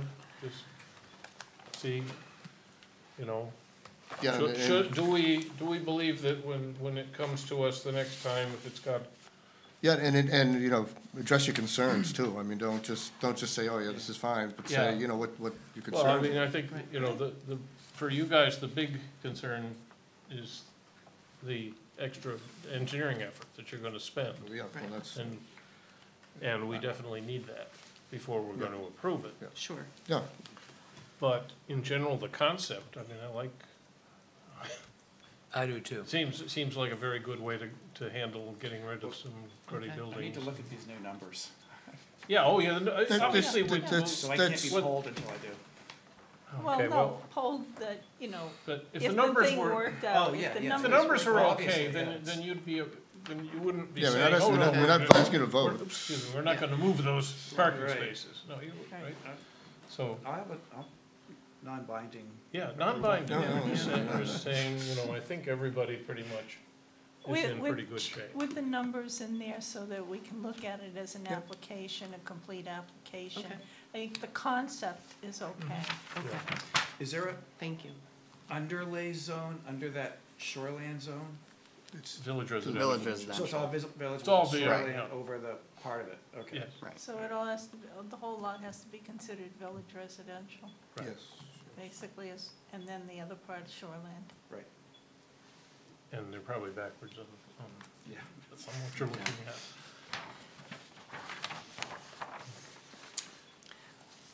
Okay, Okay. well, thank you. Thank you. Thank you. Thank you very much. So, And we'll we'll resubmit the information and then we'll go from there? super. Well, thank you. I hope you get out Okay. here early so that you get away from the snow. Here we are. Poor Mr. Walsh has been waiting since his first presentation. Oh, no, he wasn't even here yet. Did you make a, Boy, I tell you. did you make a copy of that thing that? All right, here we are. What's that? Finally, item 6. Item 6, item 180203, Arthur Levin and Joan Rosolis, Walsh Engineering Agent, for site improvements on, of all roads, 11 New Bedford Road. I seem to have heard New Bedford Road a lot recently. Yeah, haven't we? Thank you, Mr. Chairman. Bill Walsh with Walsh Engineering. As you said, I'm here representing Arthur Levin and Joan Rosolis, who own a home at 11 New Bedford. Just to orient you, New Bedford is down at the bottom of the page here, and Binnacle Hill is up here. So where Binnacle Hill kind of wraps around this. This is Beaver Pond Brook that runs down through here, and whichever that little road you were talking about earlier is right over here. So, little small cottage. The bridge that crosses Beaver Pond Brook is right down at the bottom corner of the page. What the Rosolises have retained us to do is to design replacement for their retaining wall that exists on this backside. They also have some riprap that needs replacement. It's kind of settled and washed out a little bit on the sides here, and they have some smaller riprap down on the sides. The existing retaining wall, I'm going to show you a fancy picture that we did with our drone. This is the home. This is kind of on the back side of the house, so this is a shot that's looking back down at the top of the wall here. So the house is here, New Bedford Road is out here. This riprap comes along, there's a section that was replaced, and this is a concrete T-wall, they call it, which was replaced 12 or 15 years ago. And then this is the wood retaining wall that goes around here, it wraps around this side, and obviously this is Beaver Pond Brook that wraps around. For whatever reason, when they replaced this, they just replaced a section of it and didn't continue it. Probably the wood section was still in decent shape, and they decided to keep it. It has reached the end of its useful life. The wood's just deteriorated, it's rotted, it's starting, you can see there was a piece that was knocked out or fallen out, and there's also sort of sagging on the land side where it's just sort of piping down through as water gets in there. A very small lot, this is only 0.14 acres, so it's a very small parcel. As you can see, it's the house and just this little spit of land that sort of goes around it here. This one big tree is that tree right there. And there are a couple of big junipers that have grown on that side. So what we are proposing to do is to leave this piece of concrete wall here, but pick this up with a granite block wall. We did a project down here on the river. Wish I could remember the address, but I don't. Chicks Marina is just up on the left-hand side here. It's just from Chicks Creek, and we did this same thing on this property several years ago. Brought this in front of the board, but I brought this just to show you the type of wall that we're proposing, which is the typical granite block wall. The idea here is to get a wall that they don't have to replace, you know, and I'm guessing that's probably 30 years old maybe or something like that. It's about the length of a wood structure retaining wall. So this portion will be replaced, and again, as I said, some of this riprap has sunken down and sloughed off a little bit, so part of this is just maintenance and repair of that riprap while we're in here doing it. There was a question from Mr. Hogan. Get back to this. Mr. Hogan lives, or has a home right here. He sent an email in that Werner forwarded to us. He's worried a little bit about the erosion that's occurring right through here in this area. And what we have developed is a detail, which is this detail. And the idea is this would be the new block wall that would come down. And what we would do is protect the base of that wall kind of down at the bottom with riprap. But over the top of that riprap, we would put some choker stone and some gravel and then replace the soils that are there with the existing soil. So we take the soils out that exist there today when we excavate it. And we would put those back down, and we would replant this area with some salt marsh grasses in through here and put down a core matting. It's like a straw matting if you've seen that before. It's an erosion control blanket. And we put that over the top of that. The beauty of core matting, it's made out of coconut fibers. It lasts, they call it semi-permanent matting, whereas the straw matting will deteriorate rather quickly. We found core matting tends, especially in a stream situation, it tends to last 2 to 3 years anyways in that place. So that detail would be used along this edge here through there and help to try to fix some of that. Try to help with some of the erosion that's occurring right down in through here, which I believe is what the neighbor was talking about. I was down here over the weekend with the storms. It was rather impressive. That house was an island. The water was up to the bottom of the clapboards down here. It was impressive. But with that, I was able to, I stopped in a couple of times, and at one point I was able to look at the creek as the water was going out of it, trying to figure out sort of how and what this erosion issue that seems to be occurring. I think what Mr. Hogan was talking about was this area right here. There actually happens to be some rocks, and you can see them very lightly in here, but there's rocks and a little bit of ledge, I believe, right in this area. What I observed was as water comes around here, it's coming in this direction, obviously paralleling the wall, and what happens is it actually seems to reflect off of this side of the stream, and then it starts to swirl here, and this is actually sort of necked up. There's a pinch point right there.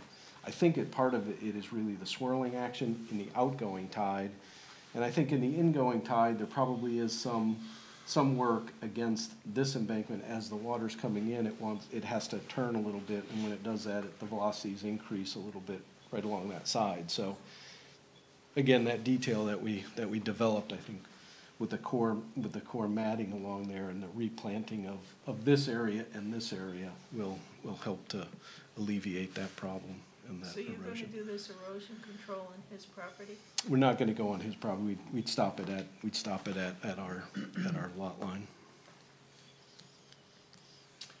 The lot line actually comes, there's a pin right there, actually goes out into the creek, I think, to the center line of the creek. So that's the plan. Again, it's just, this shows the granite wall as it would come down, turn around.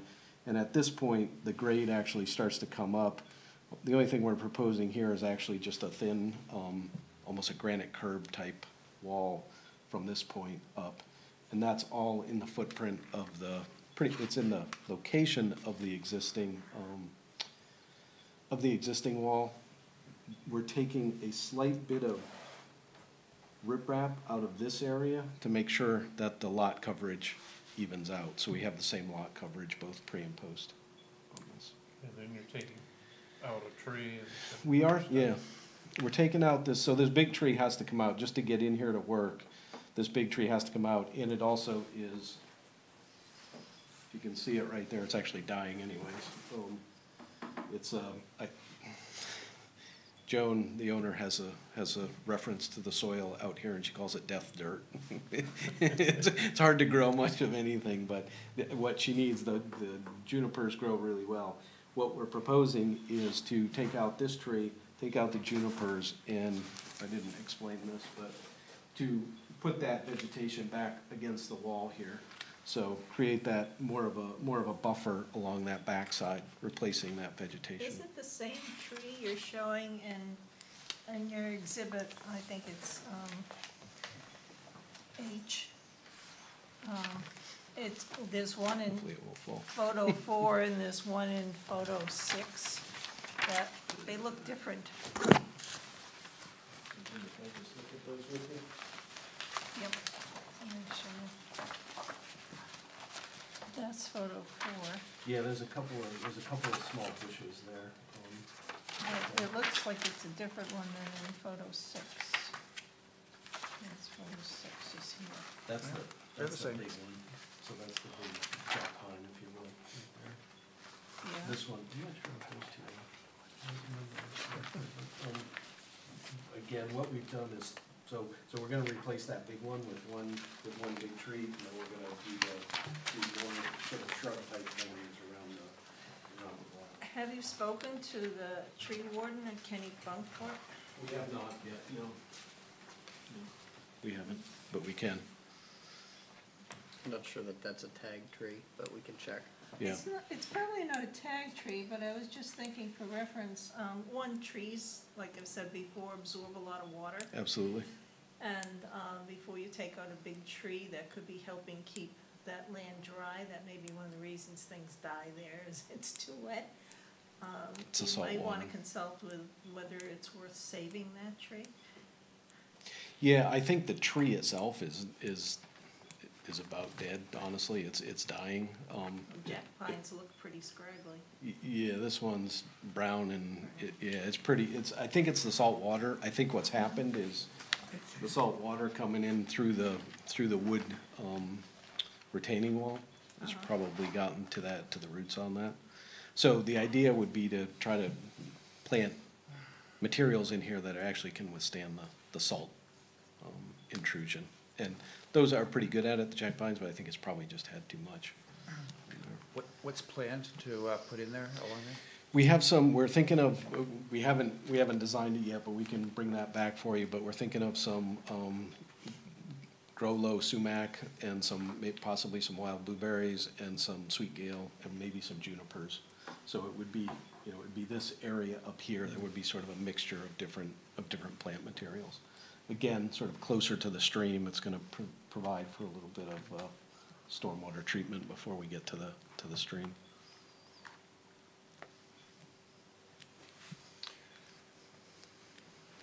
So we're just looking at completeness tonight, right? Yeah, and in terms of the vegetation and trees and things, be good to consult tree warden and things, but is that part of the land use ordinance? No, it's not, it's just a suggestion. Yeah. Sure, we can Before you certainly take do out that. something big that's already growing there, probably, maybe helping, Sure. just to check and see, maybe there's another alternative. Yeah, so we can't really put that as a condition. No. No, we can't, Yeah. we can't. Could I, Tom, Oh, could I please. just ask a couple of Absolutely. maybe nits? It may be a typo, or there may be something missing. On the second page of the cover letter, Yep.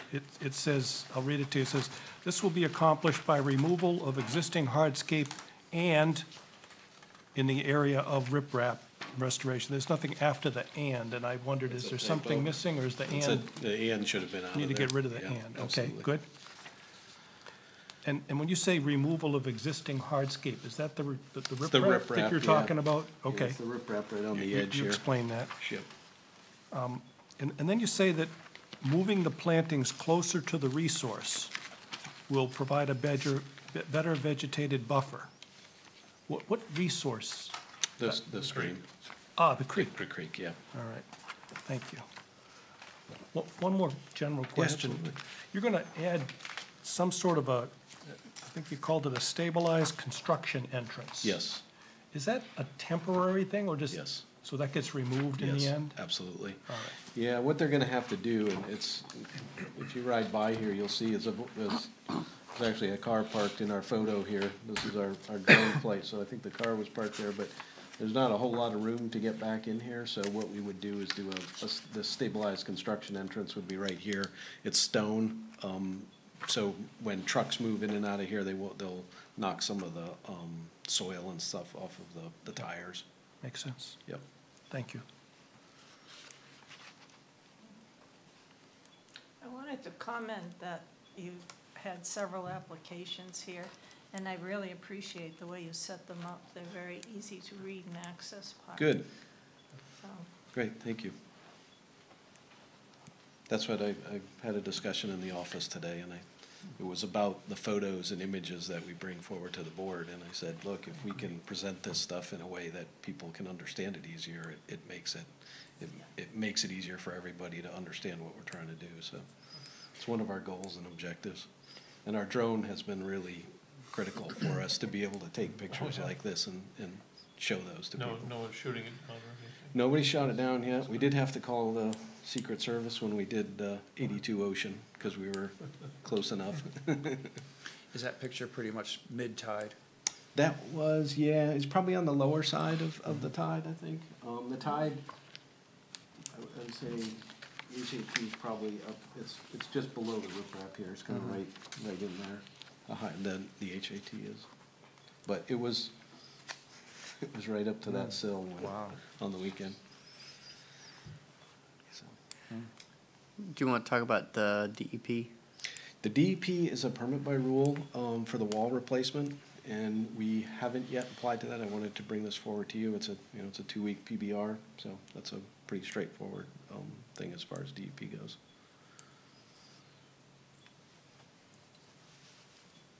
Okay. So, Neil? anything? I don't have any questions. Yeah, I'm you good. don't? You guys? Okay. Well, I think it's, looks like a complete application. And, so. I move to deem the application complete. Okay. Second over there. All in favor? Okay.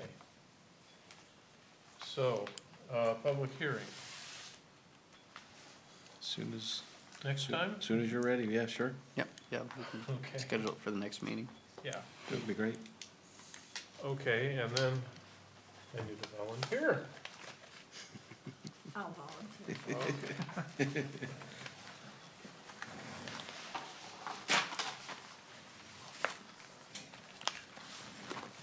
Okay. Very good. Good. Well, So I would like another motion. I would like to make a motion to adjourn.